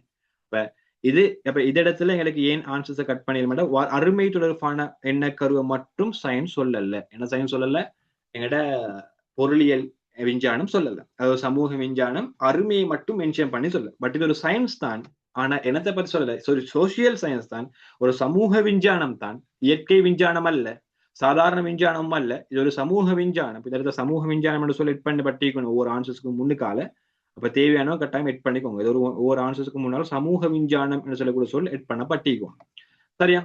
அப்போ ஓகே, இது ஒரு இயற்கை விஞ்ஞானம் அல்ல, ஆனா சமூக விஞ்ஞானம் தான். ஆனா அருமை பற்றி என்ன கரு ரெண்டாவது ஆன்சர் சொல்றான். அருமை பற்றியான என்ன கரு. அப்ப இந்த இடத்துல இந்த அருமை என்று சொல்லக்கூடிய கன்செப்டை வச்சு உங்களுக்கு ஒரு பெரிய பாடமே நடத்தேலும். ஜஸ்ட் இந்த பாடத்தை வச்சு எப்படிப்பட்ட ஒரு கொஸ்டின்ஸ் உங்களுக்கு வரலாம் என்றதை மட்டும் சொல்லிட்டு போறேன். இப்ப அருமை என்று சொன்னா, இப்ப நான் எக்ஸாம்பிள் சொல்லுனேன், ஒரு எக்ஸாம்பிளை வச்சு இந்த கன்செப்டை விளங்கப்படுத்துறேன். இப்ப இயற்கை அனர்த்தம் மீகி தானே. இப்ப வந்து சம்டைம் இயற்கை அனர்த்தம் வந்து உங்களோட எக்ஸாம்ஸுக்கு முன்னுக்கால நடந்திருக்குது, அப்படித்தானே? இப்ப 2025 எக்ஸாம்ஸுக்கு முன்னுக்கு நடக்கல, அவங்களோட எக்ஸாம்ஸ் முடிஞ்சுதான் நடந்தாங்க. அப்ப கன்ஃபார்மா இப்படி இலங்கைய குழுக்குற ஒரு நிகழ்வு நடந்தா அதுல நிறைய கொஸ்டின்ஸ் உங்களோட ஃபைனல் எக்ஸாம்ல கேட்கறதுக்கான சான்ஸ் இருக்குது. ஏன்னா உங்களோட பேப்பர் எடுக்கிறது மோஸ்ட் ப்ராபபிளியா ஜூன்ல, இல்லாட்டி உங்களை 8ஆம் மாசம் எக்ஸாம் சுட்டி மோஸ்டா எக்ஸாம் பேப்பர் எடுக்கிறது ஜூனுக்கும் மேக்கும் இடையில தான் பேப்பர் எடுப்பான். அப்ப கிட்டத்தட்ட 5 மாசம் மீகி தானே. இந்த 5 மாசத்துக்கும் மறக்க இயலாத ஒரு நிகழ்வு தான் இந்த டிசம்பர்ல நடந்திருக்குது. 5 மாசம் இல்ல 5 வருஷம் போனாலும் மறக்காது. சுனாமியுமே மக்கள் மறக்காது. அப்படிப்பட்ட ஒரு நிகழ்வு தான் இப்ப நடந்திருக்குது. சுனாமியை விட படுபயங்கரமான ஒரு நிகழ்வு. சரியா? அப்ப அதனால மறக்காது. அதனால 5 மாசத்துல கட்டாயம் இந்த ஒரு கொஸ்டின்ஸை டச் பண்ணே இல்லை. அப்ப இதை பேஸ் பண்ணியான ஒரு உதாரணமே நான் சொல்றேன். இதை பேஸ் பண்ணியான உதாரணமே நான் சொல்றேன். இப்ப வெள்ளத்துல நிறைய பேர் பாதிக்கப்பட்டாங்க, அப்படித்தானே? 1-2 பேர் அல்ல, கிட்டத்தட்ட இப்பக்கு லட்சக்கணக்கான மக்கள் பாதிப்படைஞ்சிருக்கிறாங்க இந்த வெள்ளத்துல. அப்ப அன்றைக்கும் நாங்க எங்கட ஏரியால இந்த வெள்ளத்துல அவதிப்பட்டவங்களோட ஊட்ட கழுகுறதுக்கு போக்கல, சரியா?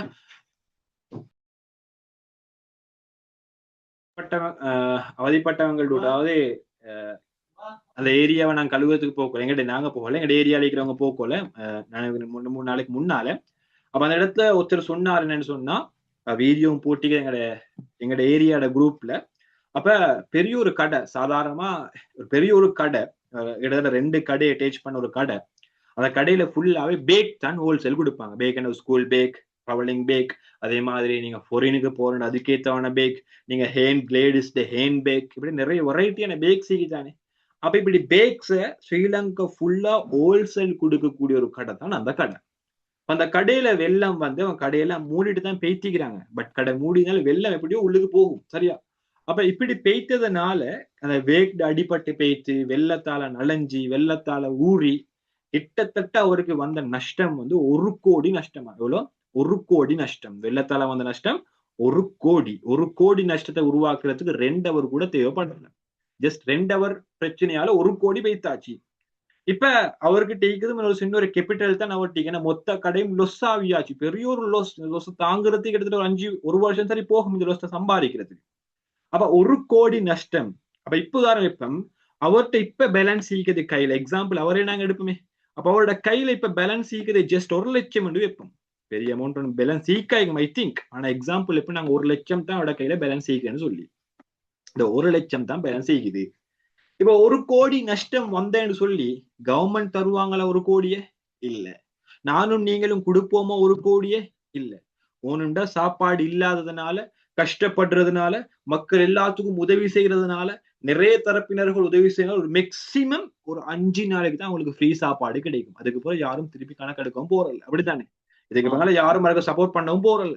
ஒரு மேக்சிமம் 5 நாளைக்கு இலவச உணவு, 5 நாளைக்கான ஒரு இலவச ஆடை, 5 நாளைக்கான ஒரு இலவச தண்ணி, ஒரு கொஞ்சம் மீண்டு வாரத்துக்கான ஒரு சப்போர்ட் மட்டும்தான் சோசியல் பண்ணுவாங்களே தவிர நிரந்தரமான லைஃப் செட்டில்மெண்ட் யாரும் பண்ண போறல்ல. அதனால அவருக்கு லைஃபுக்கு ஒரு ரெவன்யூ தேவை. அதனால 1 லட்சம் தான் அவரோட கையில ஈக்குதுன்னு இருப்போம். இப்படிப்பட்ட ஒரு சம்டைம் உங்களுக்கு கொஸ்டின் வந்து வரையிலுமா நான் பண்ணி வச்சுக்கோங்க. இந்த 1 லட்சம் என்று சொல்லக்கூடிய இந்த ரெவன்யூவை, 1 லட்சம் என்று சொல்லக்கூடிய இந்த வருமானத்தை அவரு எதுல இன்வெஸ்ட் பண்றோனும் சொல்லி அவர் திங்க் பண்ணி கொண்டிருக்கிறாரு. என்னத்தை செய்வோம் இந்த 1 லட்சத்தை வச்சு?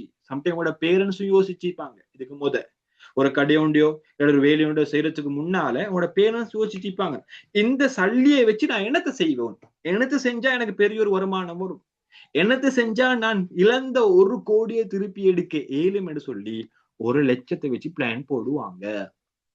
வந்த இடத்துல அவங்க ஒரு ஆப்ஷன் ஆயிப்பாங்க, இல்ல நிறைய ஆப்ஷன்ஸ் இருக்கும். அவருக்கு ஒரு ஆப்ஷன்ஸ் வருது, ஹோட்டல் ஒன்று செஞ்சு கொண்டு போ. என்ன செய்வோம்? ஹோட்டல் ஒன்று செய்வோம். ஹோட்டல் ஒன்று செஞ்சா நல்ல சாப்பாடுக்கு டிமாண்டிக்கு தானே. எல்லா இடத்துலயும் சாப்பாடு செய்ய அடிச்சுட்டு வருவானுவல். நல்ல ஒரு பிரசித்தமான ஒரு ஹோட்டல் ஒன்று போட்டா நல்ல ஒரு பெரிய கவுட் ஒன்று எதிர்பார்க்க இயலுமெண்டு அந்த ஹோட்டல் 1 லட்சத்தை வச்சு ஹோட்டல் ஒன்று போடுவோம் ஐடியா எடுக்கிறாரு. பட் சேம் டைம் அவர் யோசிக்கிறாரு, ஹோட்டல் செய்யறது ஓகே, ஆனா இப்ப எனக்கு ஆக விருப்பமான ஆக தெரிஞ்ச ஒரு தொழில் தான் என்ன இவ்வளவு தூரத்துக்கு வளர்த்து விட்ட தொழில் தான் பேக். அப்ப அதே பேக்கை நாங்க 1 கோடின்ற அளவுக்கு இழுக்காம 1 லட்சம் ஸ்டார்ட் அப் பண்ணுவோமே என்று சொல்லி இழப்போம். ஏன்னா நாங்க கோவிட்ல பாதிக்கப்பட்டவங்க தான் எங்களோட ஸ்ரீலங்கா மக்கள். நீங்க நிறைய இதுல பாத்திப்பீங்க.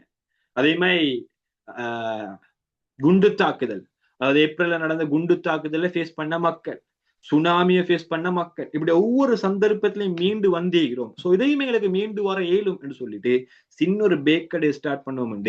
அந்த 1 லட்சத்தை வச்சு பேக் கடை செய்வோம் ஒரு ஐடியா வருது. 1 லட்சத்தை வச்சு பேக் கடை செய்வோம் ஐடியா வந்து வருது. இல்ல அவங்களோட ஒய்ஃபோ இல்லாட்டி அவங்களோட உம்மோ அவங்களோட புள்ளியோ செய்யறாங்க, பேக் கடை செஞ்சு எங்களுக்கு என்னமோ தெரியும் கருமமோ தெரியும் சிலவங்க சொல்லுவாங்களே அப்படி. இப்ப பெரிய ஒரு அமௌண்ட் நஷ்டம் ஆயிடுச்சு, ஹோட்டல் செய்யறதுக்கு உங்களுக்கு பெரிய ஒரு அனுபவம் இல்லை. சோ எல்லாரும் வந்து என்ன செய்வாங்கன்னா முடிவெட்டுறது கட்டாயம், அப்படித்தானே? இப்ப லேடிஸ் வந்து முடிவெட்டாட்டியும் ஜென்ஸ் வந்து குறைஞ்சது ஒரு மாசத்துக்கு ஒருக்க சரி முடி வெட்டணும், இல்லாட்டி 2 வீக்ஸ்க்கு ஒருக்க சரி ஹேர் கட் பண்ணணும், பியர்டை கட் பண்ணணும், தாடியை வெட்டணும், யாருமே வளர்த்து கொண்டிருக்க மாட்டாங்க. ஸோ அதனால அப்படிப்பட்ட ஒரு கடை ஒன்று ஸ்டார்ட் பண்ணினா டெய்லி கஸ்டமர் வருவாங்க தானே. நல்ல ட்ரெண்டிங்கான 1,00,000 சுப்பீரிய ஒரு பிளேஸ்ல ஒரு சுப்பீரியான ஒரு கடையை சுப்பீரி டிசைனிங் எங்களுக்கு உருவாக்கிலும், அப்ப அப்படிப்பட்ட ஒரு கடையை ட்ரெண்டிங்காக உருவாக்குவோமே என்று சொல்லி அவங்களோட பேரண்ட்ஸோ ஒய்ஃபோ யாராச்சும் அவருக்கு சப்போர்ட் பண்றாரு, யாரோ ஒரு ஐடியா கொடுக்குறாரு, செலூன் வந்து ஸ்டார்ட் பண்ணுவோம்னு சொல்லி. அப்ப இவருக்கு 3 சாய்ஸஸ், 3 ஆப்ஷன் இருக்குது இவருக்கு. இந்த 1,00,000 வச்சு செய்யறதுக்கு 3 ஆப்ஷன் இருக்குது. ஆனா 1,00,000 கொண்டு போய் செலூன்ல போட்டா அவருக்கு மத்த 2 ஆப்ஷனும் செய்ய இயலாம். 1,00,000 கொண்டு போய் பேக் உற்பத்தியில போட்டா அவரோட சொந்த சல்லி அந்த மீதி வச்சு அவருக்கு ஹோட்டல் செய்யவோ செலூன் செய்யவோ இயலாம். இந்த 1,00,000 கொண்டு போய் ஹோட்டல்ல போட்டா அவருக்கு செலூன் செய்யவோ பேக் கடை செய்யவோ இயலாம். இதுக்குத்தான் நாங்க சொல்றோம் அருமைன்னு சொல்றேன். இதுக்குத்தான் நாங்க சொல்றோம் அருமை. எனக்கு ஒரு ப்ராடக்ட்டுக்கு நிறைய ஆப்ஷன்ஸ் இருக்கும், அந்த வருமானத்தை வச்சு செய்யறதுக்கு நிறைய வேலை இருக்கும். ஆனா நிறைய வேலையை ஒரே டைம்ல அந்த வளத்தை வச்சு செய்ய இயலாத சிச்சுவேஷனுக்கு சிம்பிளா சொல்ற வேர்ட் தான் அருமை. அப்ப இது தனிப்பட்டவங்களோட பிரச்சனை அல்ல அருமைன்னு சொல்றது. இதே ஸ்ரீலங்காலி கூட மொத்த வளத்துக்கும் இதுதான் நிலைமை, ஸ்ரீலங்காலி கூட மொத்த நிலத்துக்கும் இதுதான் நிலைமை, ஸ்ரீலங்காலி கூட மொத்த பணத்துக்கும் இதுதான் நிலைமை. தனிப்பட்டவங்களால அருமையான விஷயம் தீர்மானமாகிறல்ல. நல்லா வச்சுக்கோ, அருமையான விஷயம் இந்த இடத்துல பணம் என்ன பிடிக்குது, இந்த 1,00,000 அருமையாக இருக்குது.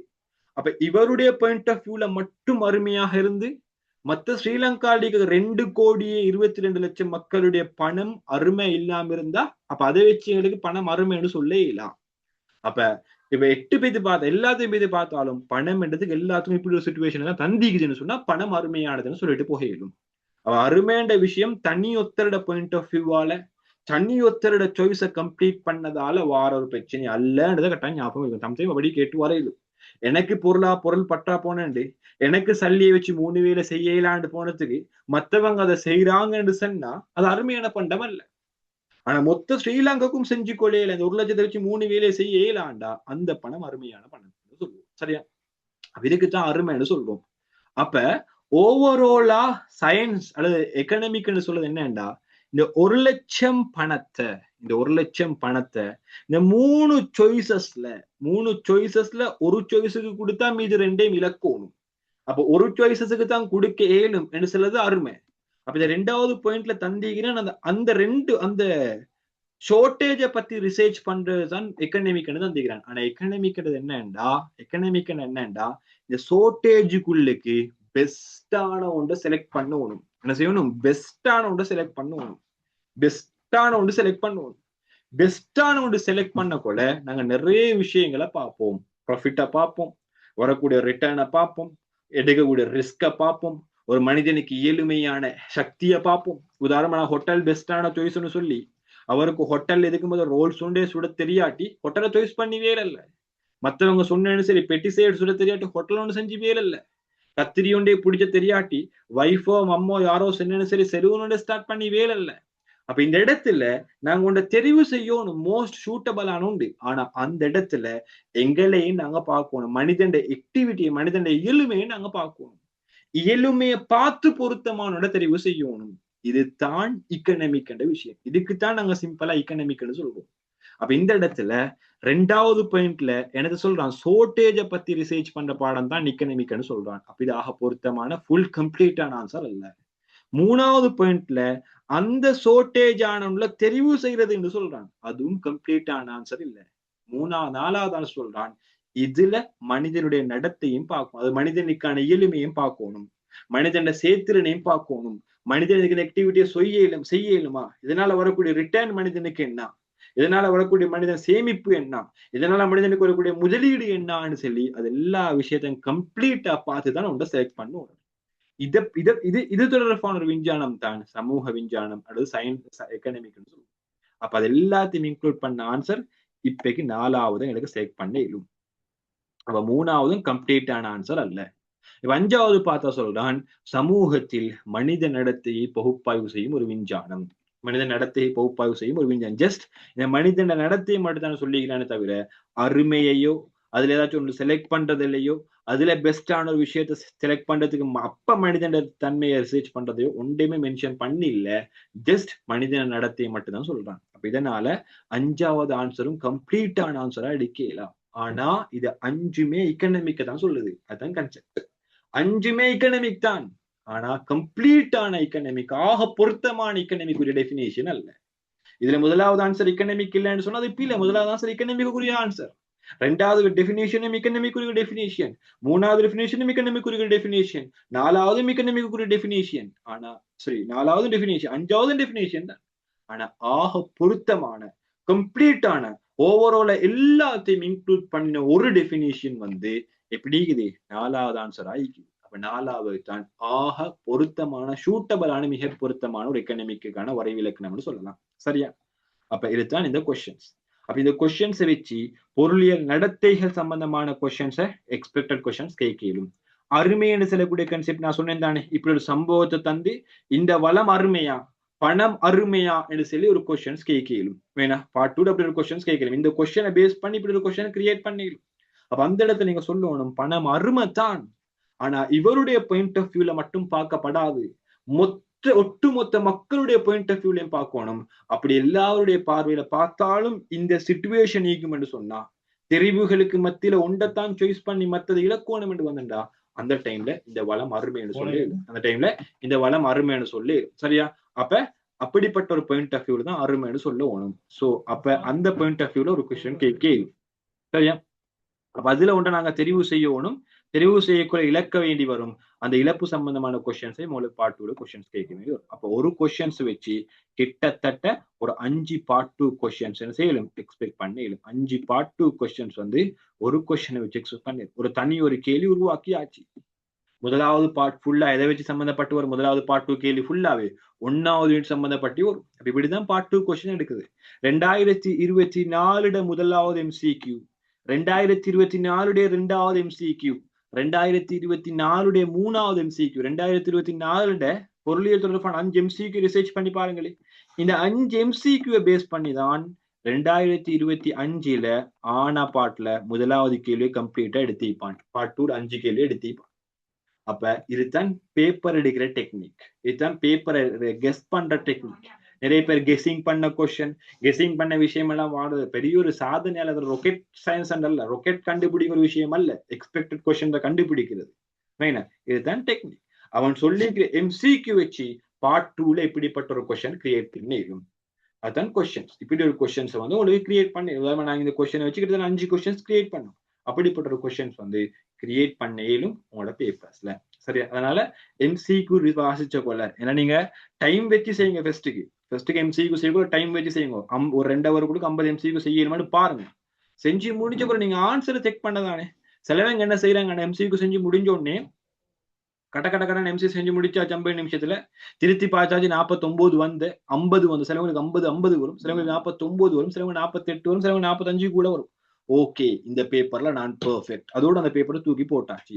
இதெல்லாம் பேப்பர் செய்யற மெத்தட். இப்படி செஞ்சேன்னு சொன்னா உங்களுக்கு நாலேஜ் வளராது, ஈக்கிற நாலேஜே மெயின்டைன் ஆகி போகும். புதிய நாலேஜ் வரணும் வேண்டா, புதிய கொஸ்டின்ஸ் தொடர்பான அறிவு வரணும் வேண்டா, ஒவ்வொரு ஆன்சர்ஸையும் வச்சு நீங்க கொஸ்டின் கிரியேட் பண்ணுவோம். இந்த விஷயத்தை வச்சு எப்படி ஒரு பார்ட் 2 கொஸ்டின் கிரியேட் பண்ணிடும், இந்த விஷயத்தை வச்சு எப்படி ஒரு பார்ட் 2 கொஸ்டின் கிரியேட் பண்ண, அப்படி கிரியேட் பண்ணும். சம்டைம் நீங்க ஒரு டீச்சர் ஆகி படிச்சு கொடுக்கக்கூடிய அந்த மெத்தட் மோஸ்ட் சூட்டபிள் ஆயிருக்கும் உங்களோட ஸ்டூடெண்ட்ஸ் சொல்லி கொடுக்க போல. சரியா? அப்ப இதுதான் மெத்தட். அப்ப இப்படிதான் பார்ட் 2 கொஸ்டின் கிரியேட் பண்றது. இல்லாட்டி பார்ட் 2 கொஸ்டின்ஸ் தனி ஒரு கைடை ரிசர்ச் பண்ணி எடுக்கிறது இல்ல. இங்க ஆன்சரா வந்தது அங்க கொஸ்டினா வந்திருக்கும், அங்க கொஸ்டினா வந்தது அடுத்த வருஷத்துல ஆன்சரா வந்திருக்கும். இப்படிதான் வளமையாவே கொஸ்டின் அண்ட் ஆன்சர் பார்ட் 1லயும் பார்ட் 2லயும் பேப்பர்ல எடுக்கிறது. இது கிளியரா உங்களுக்கு? முதலாவது கொஸ்டின் சிம்பிளான ஒரு கொஸ்டின்ஸ் தான். எனக்கும் சொல்லிட்டு போயிடுச்சு 4வது ஆன்சர்ஸ் தான் ஆன்சர்னு சொல்லி. நீங்க 4வது சொல்லிக்கிறீங்க, மோஸ்டானவங்க 4வது சொல்றாங்க. அப்ப 1 2 3 சொல்லிக்க மாட்டாங்க. 4 5 சொன்னாங்க, அப்ப 4 5 வாசிட்டு சொல்லிட்டு போயிடும். அப்ப அது டார்கெட் இல்ல. இந்த கொஸ்டின்ஸை வச்சு எப்படி பார்ட் 2 கொஸ்டின்ஸ் கிரியேட் பண்ணிருக்கு, எப்படி எக்ஸ்பெக்டட் கொஸ்டின்ஸ் கிரியேட் பண்ணிருக்க மட்டும் தான் இந்த இடத்துல மெயினா உங்களுக்கு தேவை. இது கிளியரா உங்களுக்கு இந்த கன்செப்ட்? ஓகே ஓகே, மத்த குயிக்கா எல்லாரும் சொல்லுங்க.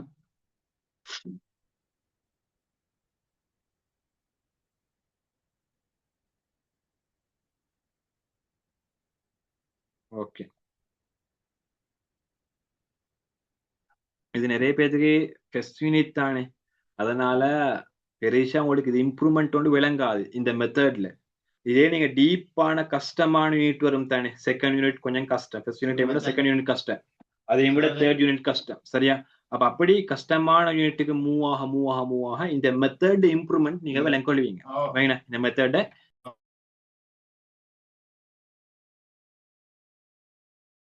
அப்ப இந்த மெத்தட் இம்ப்ரூவ்மெண்ட்டை நீங்க விளங்கி கொள்வீங்க. இந்த மெத்தட் வந்து பெஸ்டான மெத்தட். நீங்க இதுக்கு பிறகு பேப்பர் செய்றீங்க என்றாலும் இந்த மெத்தடை யூஸ் பண்ணுங்க. ஜஸ்ட் ஆன்சர்ஸ் அப்படியே எடுத்துட்டு போகாம இந்த மெத்தடை யூஸ் பண்ணுங்க.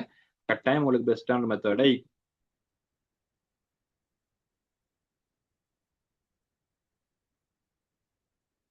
ஓகே, நான் திருப்பி சொல்றேன். எக்ஸ்ட்ரா என்னென்ன கொஸ்டின்ஸ் வர ஏழும்னு சொல்லி கட்டாயம் மார்க் பண்ணிக்கோங்க.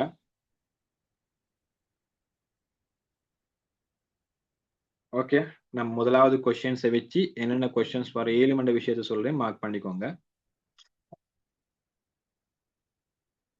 முதலாவது கொஸ்டின்ஸ் வரையிலும் பார்ட் 2ல இப்படி ஒரு கொஸ்டின்ஸ் கேட்கலும் இந்த எம்சிக்யூ மட்டும் வச்சு, இப்ப இந்த எம்சிக்யூ மட்டும் தான் நாங்க ரிசர்ச் பண்ணிக்கிறோம். இன்றைக்கு நாங்க ஒரு எம்சிக்யூ தான் இது வரைக்கும் பார்த்துக்கிறோம். இப்ப இந்த எம்சிக்யூ வச்சு முதலாவது கொஸ்டின்ஸ் கேட்கலும் மார்க் பண்ணிக்கணும். ஆல்ரெடி சொன்ன விஷயம் தான். உங்களோட பெற்றோர் நீங்க ஷார்ட் அண்ட் ஸ்வீட்டா எழுதிக்கோங்க, பிறகு கொஞ்சம் இப்ப ரஃபா எழுதிக்கோங்க, பிறகு சரியா மார்க் பண்ணிக்கோங்க.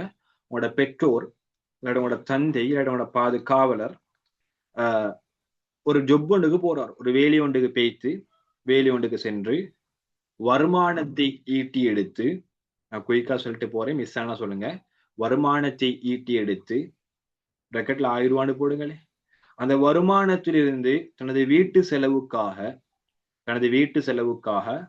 600 ரூபாவை செலவழித்து, எவ்வளோ 600 ரூபாவை செலவழித்து மிகுதி 400 ரூபாவை சேமித்து வைத்து, வங்கி வைப்பில் சேமித்து வைத்து பிற்காலத்தில் பல வருடங்களுக்கு பின்னால் ஒரு சொந்த வீட்டை கட்டி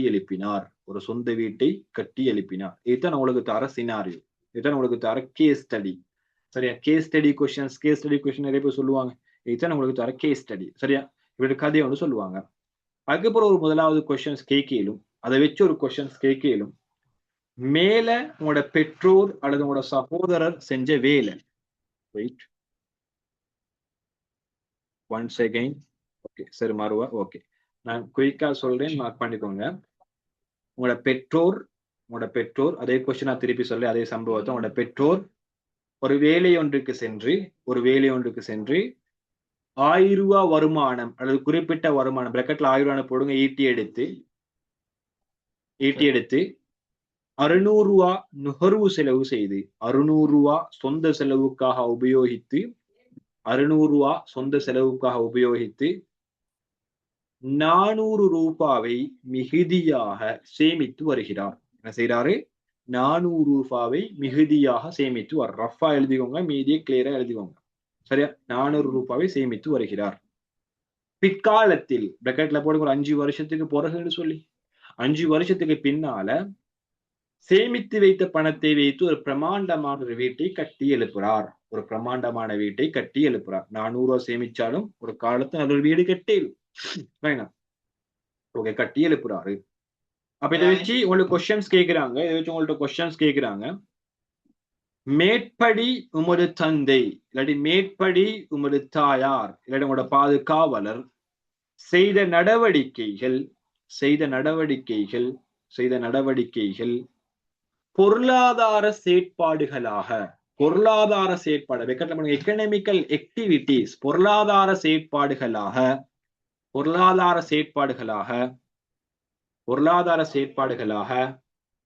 மதிப்பு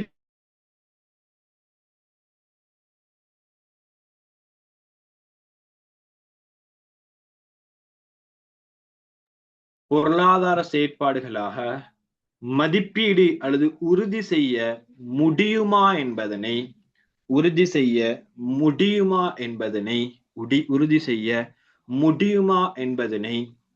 அடம் ஸ்மித் இல்லாட்டி சம்டைம் அடம் ஸ்மித் மென்ஷன் பண்ணாம தரையிலும் ஆரம்ப கால பொருளியல் தந்தை அவர்தான் அடம் ஸ்மித். அவருக்கு சொல்ல ஆரம்ப கால பொருளியல் தந்தை அடம் ஸ்மித் சொல்லும்.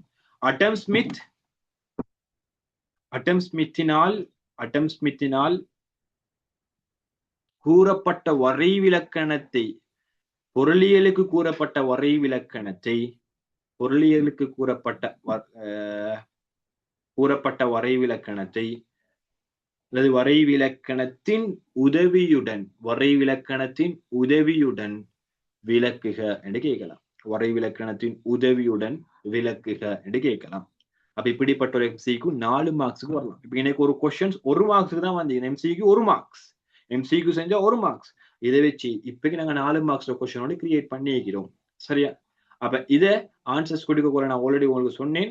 முதலாவது அடம் ஸ்மித் சொன்ன வரைவிலக்கணத்துல ஜஸ்ட் ஒரு ரிமைண்ட் பண்ணுவானு இதுதான் வரைவிலக்கணம்னு சொல்லி, பாடமாக இல்லையா பாடமாக்கணும் அவசியம் இல்லை, ஜஸ்ட் விலங்கெடுத்து வச்சுக்கோங்க, அது தாராளமா போதும்.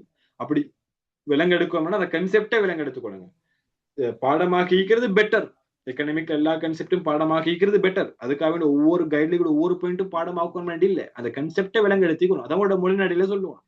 அப்ப அவரோட வரைவிலக்கணத்தை நீங்க சொல்லியாச்சு, இவருடைய நடத்தையை சொல்லியாச்சு. அப்ப அவருடைய வரைவிலக்கணத்தை வச்சு எது பொருளியல் நடத்தைகள் என்று சொல்லியாச்சு. உதாரணமா செல்வத்தை சேகரிக்கிறது, செல்வத்தை சம்பாதிக்கிறது, செல்வத்தை சேகரிக்கிறது, அதை செலவிடுறது, அதை சேமிக்கிறது, முதலீடு செய்யறது, இதுதான் பொருளியல் சொல்லி அவர் சொல்லிக்கிறாரு. அப்ப அந்த ஆக்டிவிட்டிஸ இவரு சொன்ன ஆக்டிவிட்டிஸ், இவரு செஞ்ச ஆக்டிவிட்டிஸோட ஒப்பிட்டு காட்டுற இந்த நடவடிக்கை இதோட ரிலேட்டிவ் ஆகிக்குதா? அப்படி இருந்திருந்தா அது ஒரு பொருளியல் நடத்தைகளாக எங்களுக்கு உறுதி செய்யலாம் என்று சொல்லியாச்சு. அப்ப இப்படிதான் ஆன்சர்ஸ் கொடுக்கிற மெத்தட்.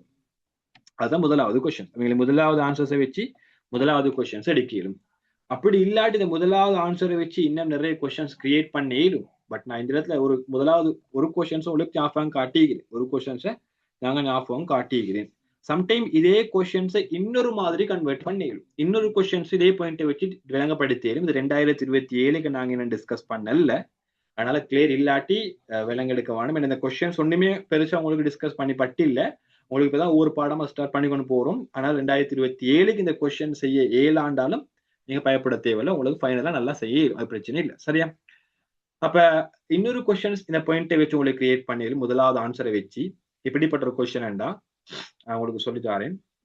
முதலாவது கொஸ்டின்ஸ் ஓகே தானே? எல்லாத்துக்கும் மார்க் பண்ணீங்க தானே? யாருக்காச்சும் டைம் வேணுமா?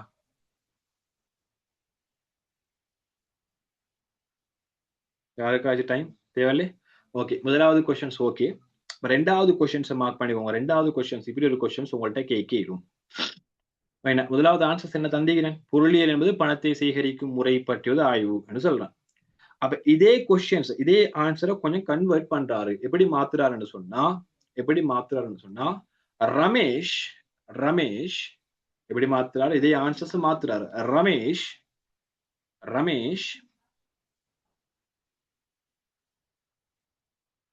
அவருடைய உற்பத்தி நடவடிக்கைக்காக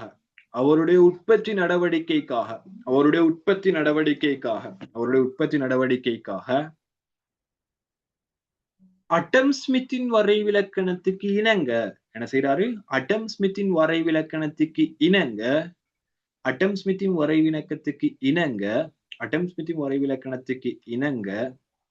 ரமேஷ் அவருடைய உற்பத்தி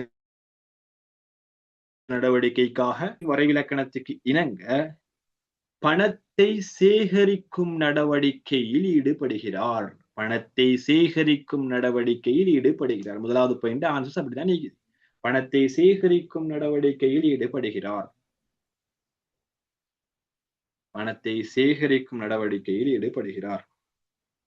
சரி, அப்படி ஒரு கன்செப்டை தந்துட்டு பின்னால டாக்கா போல்ட் பண்ணி தருவான். இங்கு பணம் உற்பத்திக்கு உதவும் ஓர் உள்ளீடாக கருத முடியுமா? என்பதனை உதாரணத்துடன் விளக்குக என்று கேட்கலாம். இந்த இடத்துல நீங்க இதுக்கு முதல் பாஸ் பேப்பர் கொஸ்டின்ஸ் பார்த்திருப்பீங்க. பணம் என்பது ஒரு உள்ளீடாக வளமாக கருத இயலா, ஆன்சர் சொல்லுங்கன்னு சொல்லிக்கிறேன். ஆனா இந்த இடத்துல அப்படி டிரெக்டா கேட்காம இப்படி இந்த ஆன்சர், இந்த எம்சிக்யூட ஆன்சரை வச்சு அப்படிப்பட்ட ஒரு கொஸ்டின் எடுத்துக்கிறான். அப்படியும் வரையுது. அப்ப இது 2027 டிஸ்கஸ் பண்ணிக்கிற மாட்டோம். 2026 டிஸ்கஸ் பண்ணிப்பீங்க இந்த கன்செப்டை. நான் இந்த கன்செப்ட் எங்க கிளாஸ்லயும் ரிமைண்ட் பண்ண டிஸ்கஸ் பண்ணுவேன். இதுக்கு புற வரக்கூடிய எம்சிக்யூ அது பின்னால வரும். சரியா? பயப்படவானம். அப்படி ஒரு கொஸ்டின்ஸ் வந்தா இப்படி ஆன்சர்ஸ் பண்றேன்னு சொல்லி ஜஸ்ட் எங்க சிம்பிளா சொல்லிட்டு போறேன். விளங்காட்டி திருப்பி கேளுங்க.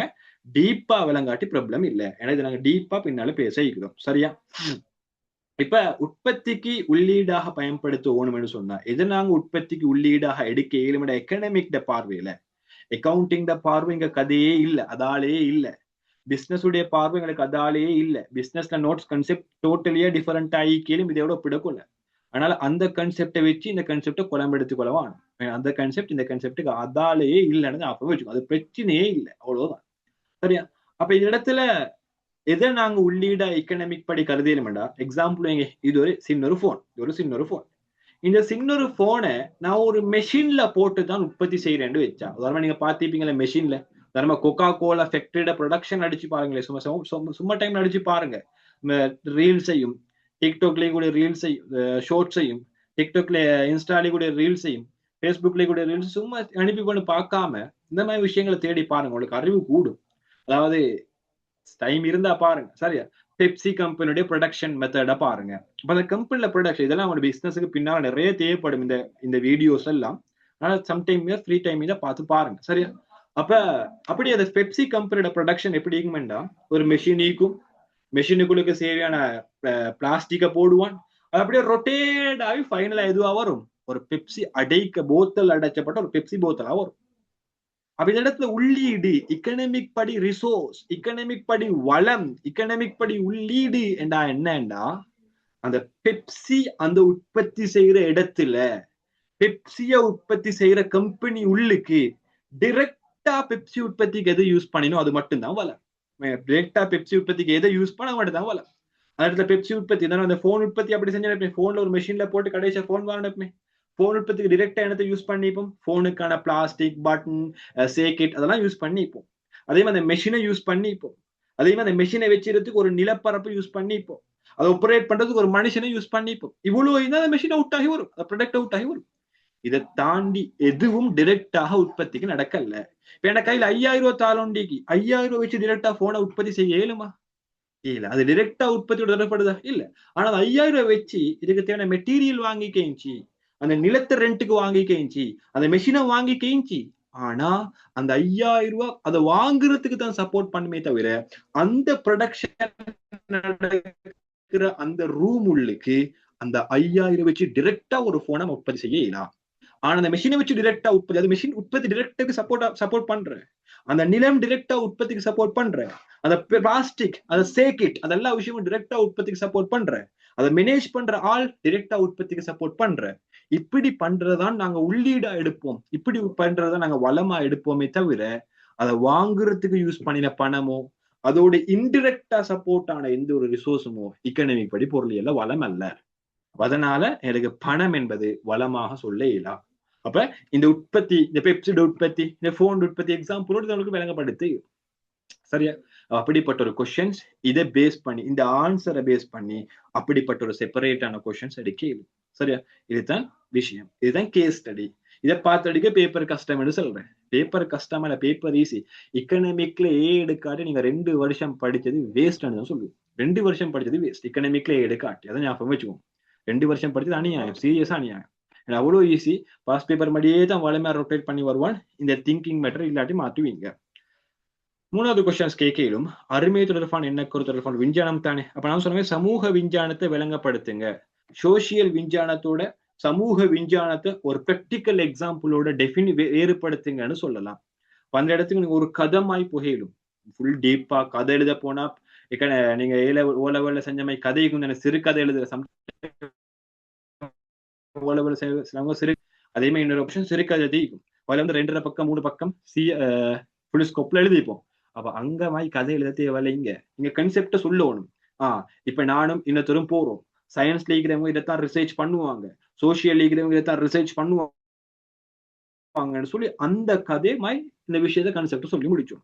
அதை வச்சு நீங்க டிஃபரன்ஷியேட் படுத்தும். அப்ப அப்படி ஒரு சமூக விஞ்ஞானமும் சோசியல் விஞ்ஞானத்துக்கான டிஃபரன்ஷியேட் பண்ணி 3வது கொஸ்டின்ஸா உங்கள்ட்ட ஒரு பிராக்டிக்கல் எக்ஸாம்பிளோட எதிர்பார்க்க. நேரத்துல எப்பயுமே உங்களுக்கு கொஸ்டின்ஸ் ஈஸியா தரல, கொஞ்சம் கஷ்டமாவே தரேன். நீங்க கஷ்டத்துக்கு பழக்கப்பட்டீங்கன்னு சொன்னா ஈஸின்ற விஷயம் இன்னும் ஈஸியாவே இருக்கும். சரியா? அதனால இப்படிப்பட்ட கொஸ்டின்ஸ் சம்டைம் ஈந்திக்காது, பட் எடுக்கலாம். பட் ப்ராக்டிக்கலோட டச் பண்ணலாம். அதனால அப்படிப்பட்ட ஒரு கொஸ்டின்ஸ் நாங்க எடுப்போம். 2025 நல்லா பட்டிக்கிறாங்க, கேட்டு பாருங்க. பாஸ் பேப்பரை மட்டும் செஞ்சுட்டு போனா போதுமானு சொல்லி அப்ப விளங்குவோம் அவங்களுக்கு. சரியா? அப்ப அதனால அப்படிப்பட்ட முறைக்கு இல்லாம நாங்க ஒரு புதிய மெத்தடுக்கு பழகிப்போம். அப்ப இந்த இடத்துல 3 கொஸ்டின்ஸ் நாங்க எடுத்தாச்சு. 4வது கொஸ்டின்ஸ் வந்து பொருளியல் என்றத சம்பூர்ணமான ஒரு உதாரணத்தை வச்சு விளங்கப்படுத்த சொல்லலாம்.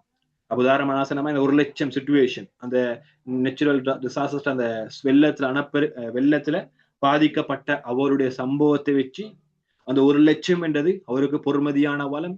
அப்ப அந்த 1,00,000 வச்சு இப்படி நிறைய ஆப்ஷன்ஸ் இருக்குது. அதுல ஒரு ஆப்ஷன்ஸை தெரிவு செய்யணும். அந்த டைம் மனிதனை நடத்தி ஆராய்ச்சி செய்யணும். இதுதான் இந்த சமூக விஞ்ஞானத்துக்கு நான் எக்கனாமிக்னு சொல்றோம்.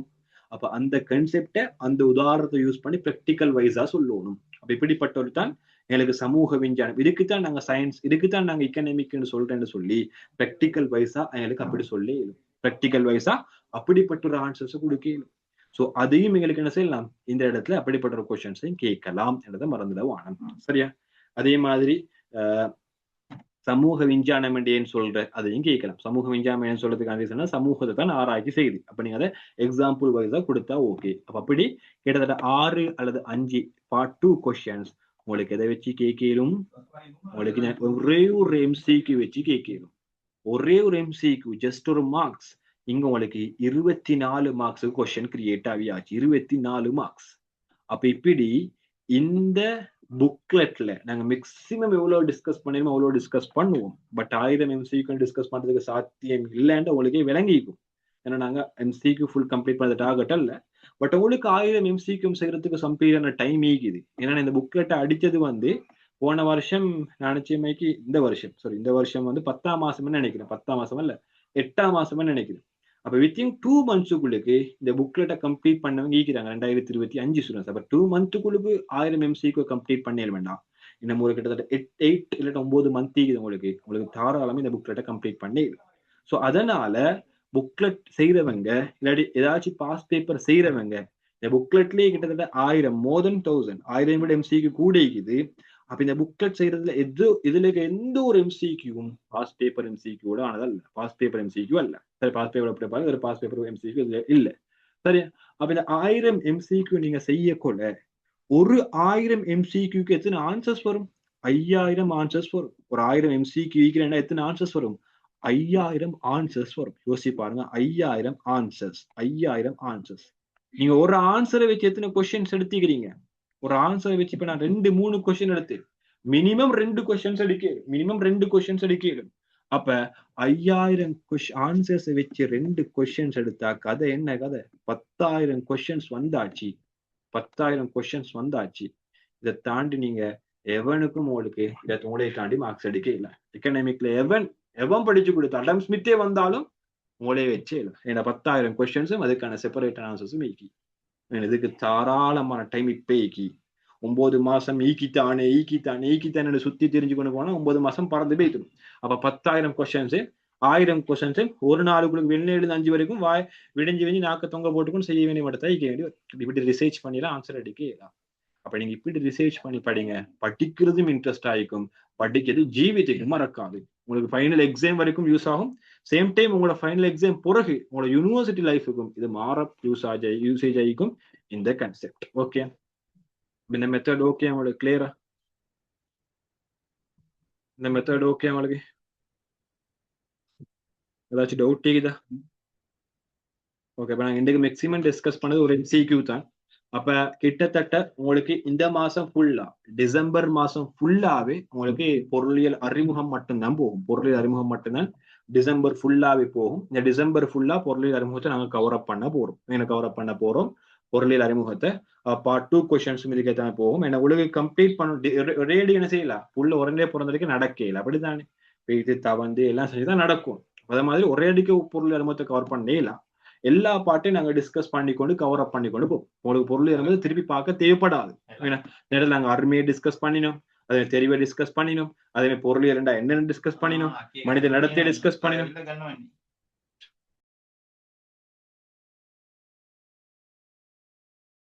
பொருளையை நடத்திய டிஸ்கஸ் பண்ணும். ஸோ இப்படி எல்லா பாட்டையும் டிஸ்கஸ் பண்ணும். ஓவரால் இந்த கொஸ்டின் டிஸ்கஸ் ஆகும், மொத்த பொருளையும் மைண்டுக்கு வந்துடும். வேணா அதனால திருப்பி உங்களுக்கு 1வது பாடம் செய்ய தேவையில்லை. இதுக்கு பிறகு எங்களோட ரிவிஷன்ஸ்ல செய்வோம். அதே மாதிரி ஃபாஸ்ட் ரிவிஷன் வந்து உங்களோட எக்ஸாம்ஸ்க்கு முன்னாடி நடக்கும் இன்ஷா அல்லாஹ். அந்த டைம்ல ஃபுல் கவர் அப் ஆகும் உங்களோட பாடம் இன்னும் கிளியர் ஆகும் ஒவ்வொரு யூனிட்டும். அப்ப இந்த இடத்துலயும் கிளியர் ஆகிக்குமே நம்பரின் பாயிண்ட் எல்லாம். அப்ப கிளியர் தானே. இன்னைக்கு நாங்க உடம்பு சீக்கிரம் டிஸ்கஸ் பண்ணோம். அது எல்லாமே டிசம்பர் ஃபுல்லாவே இதை நாங்க டிஸ்கஸ் பண்ண போவோம். ஓகே, அப்ப கிட்டத்தட்ட 14 பேருக்கு டிகிரிங்க. அப்ப எனக்கு சொல்லுங்க, இந்த மெத்தட் ஓகேயா இல்ல நாங்க வேற ஒரு மெத்தடுக்கு போவோமா? 14 பேர் ஃபீட்பேக். ஏன்னா நாங்க குரூப்ல ஃபீட்பேக் போடுங்கன்னு சொன்னா 14 பேர்ட்ட ஃபீட்பேக் வரது 1 வருஷம் போகும். ஒரு 5 பேர் ஃபீட்பேக் போடுவாங்க. 6வது மனுஷன் இன்னொருத்தர் ஒரு 3 மாசத்துக்கு ஒரு ஃபீட்பேக் போடுவாங்க. அதனால கஷ்டம்னால 14 பேரும் சொல்லுங்க. லீவ் ஆகினா அந்த லீவ் ஆனவங்களுக்கு நினைக்காது ரெக்கார்டிங் வராதா? ஓகே சரியா? அப்ப இந்த மெத்தட் ஓகேயா? சஸ்மிதாக்கு ஓகே, ஜுஹைனுக்கு ஓகே, சுமையாக்கு இது ஓகே, ஜுலைனாக்கு இது ஓகே, பிரைவேட் மெசேஜ் ஓகே, தஸ்மாக்கு இது ஓகே. மற்றவங்களுக்கு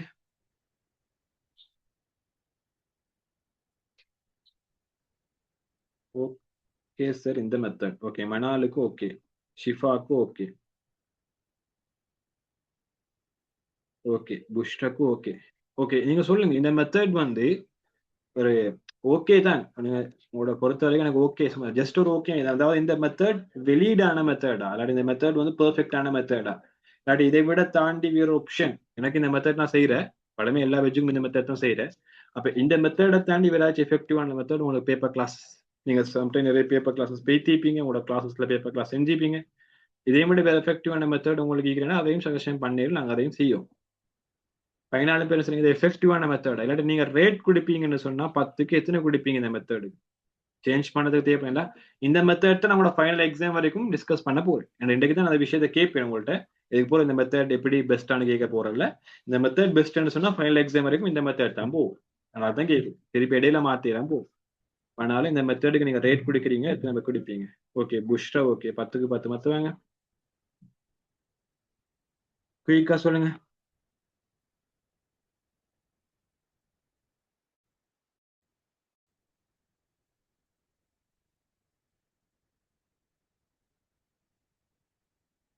ஓகே தஸ்மா 10, மணால் 11க்கு 10, 10க்கு 11. ஓகே சஸ்மிதா 10க்கு 10, சுமையா 10க்கு 10, அஸ்கி 9 10. ஓகே ஜூலைனா 10. ஓகே இந்த மெத்தட் ஓகே தானே? யாராச்சும் ஏதாச்சும் மெத்தட்ல சேஞ்ச் பண்ணணும்னு சொன்னா கட்டாயம் எனக்கு பிரைவேட்டா மெசேஜ் பண்ணுங்க, நான் இந்த மெத்தட்ல சேஞ்ச் பண்ணிதான். சரி இது வரைக்கும் தான் ஃபைனல் எக்ஸாம் வரைக்கும் இப்படிதான் போகும். அப்ப இப்போக்கு நாங்க 5 எக்ஸ்பெக்டட் கொஸ்டின்ஸ் எடுத்து வச்சுக்கிறோம்.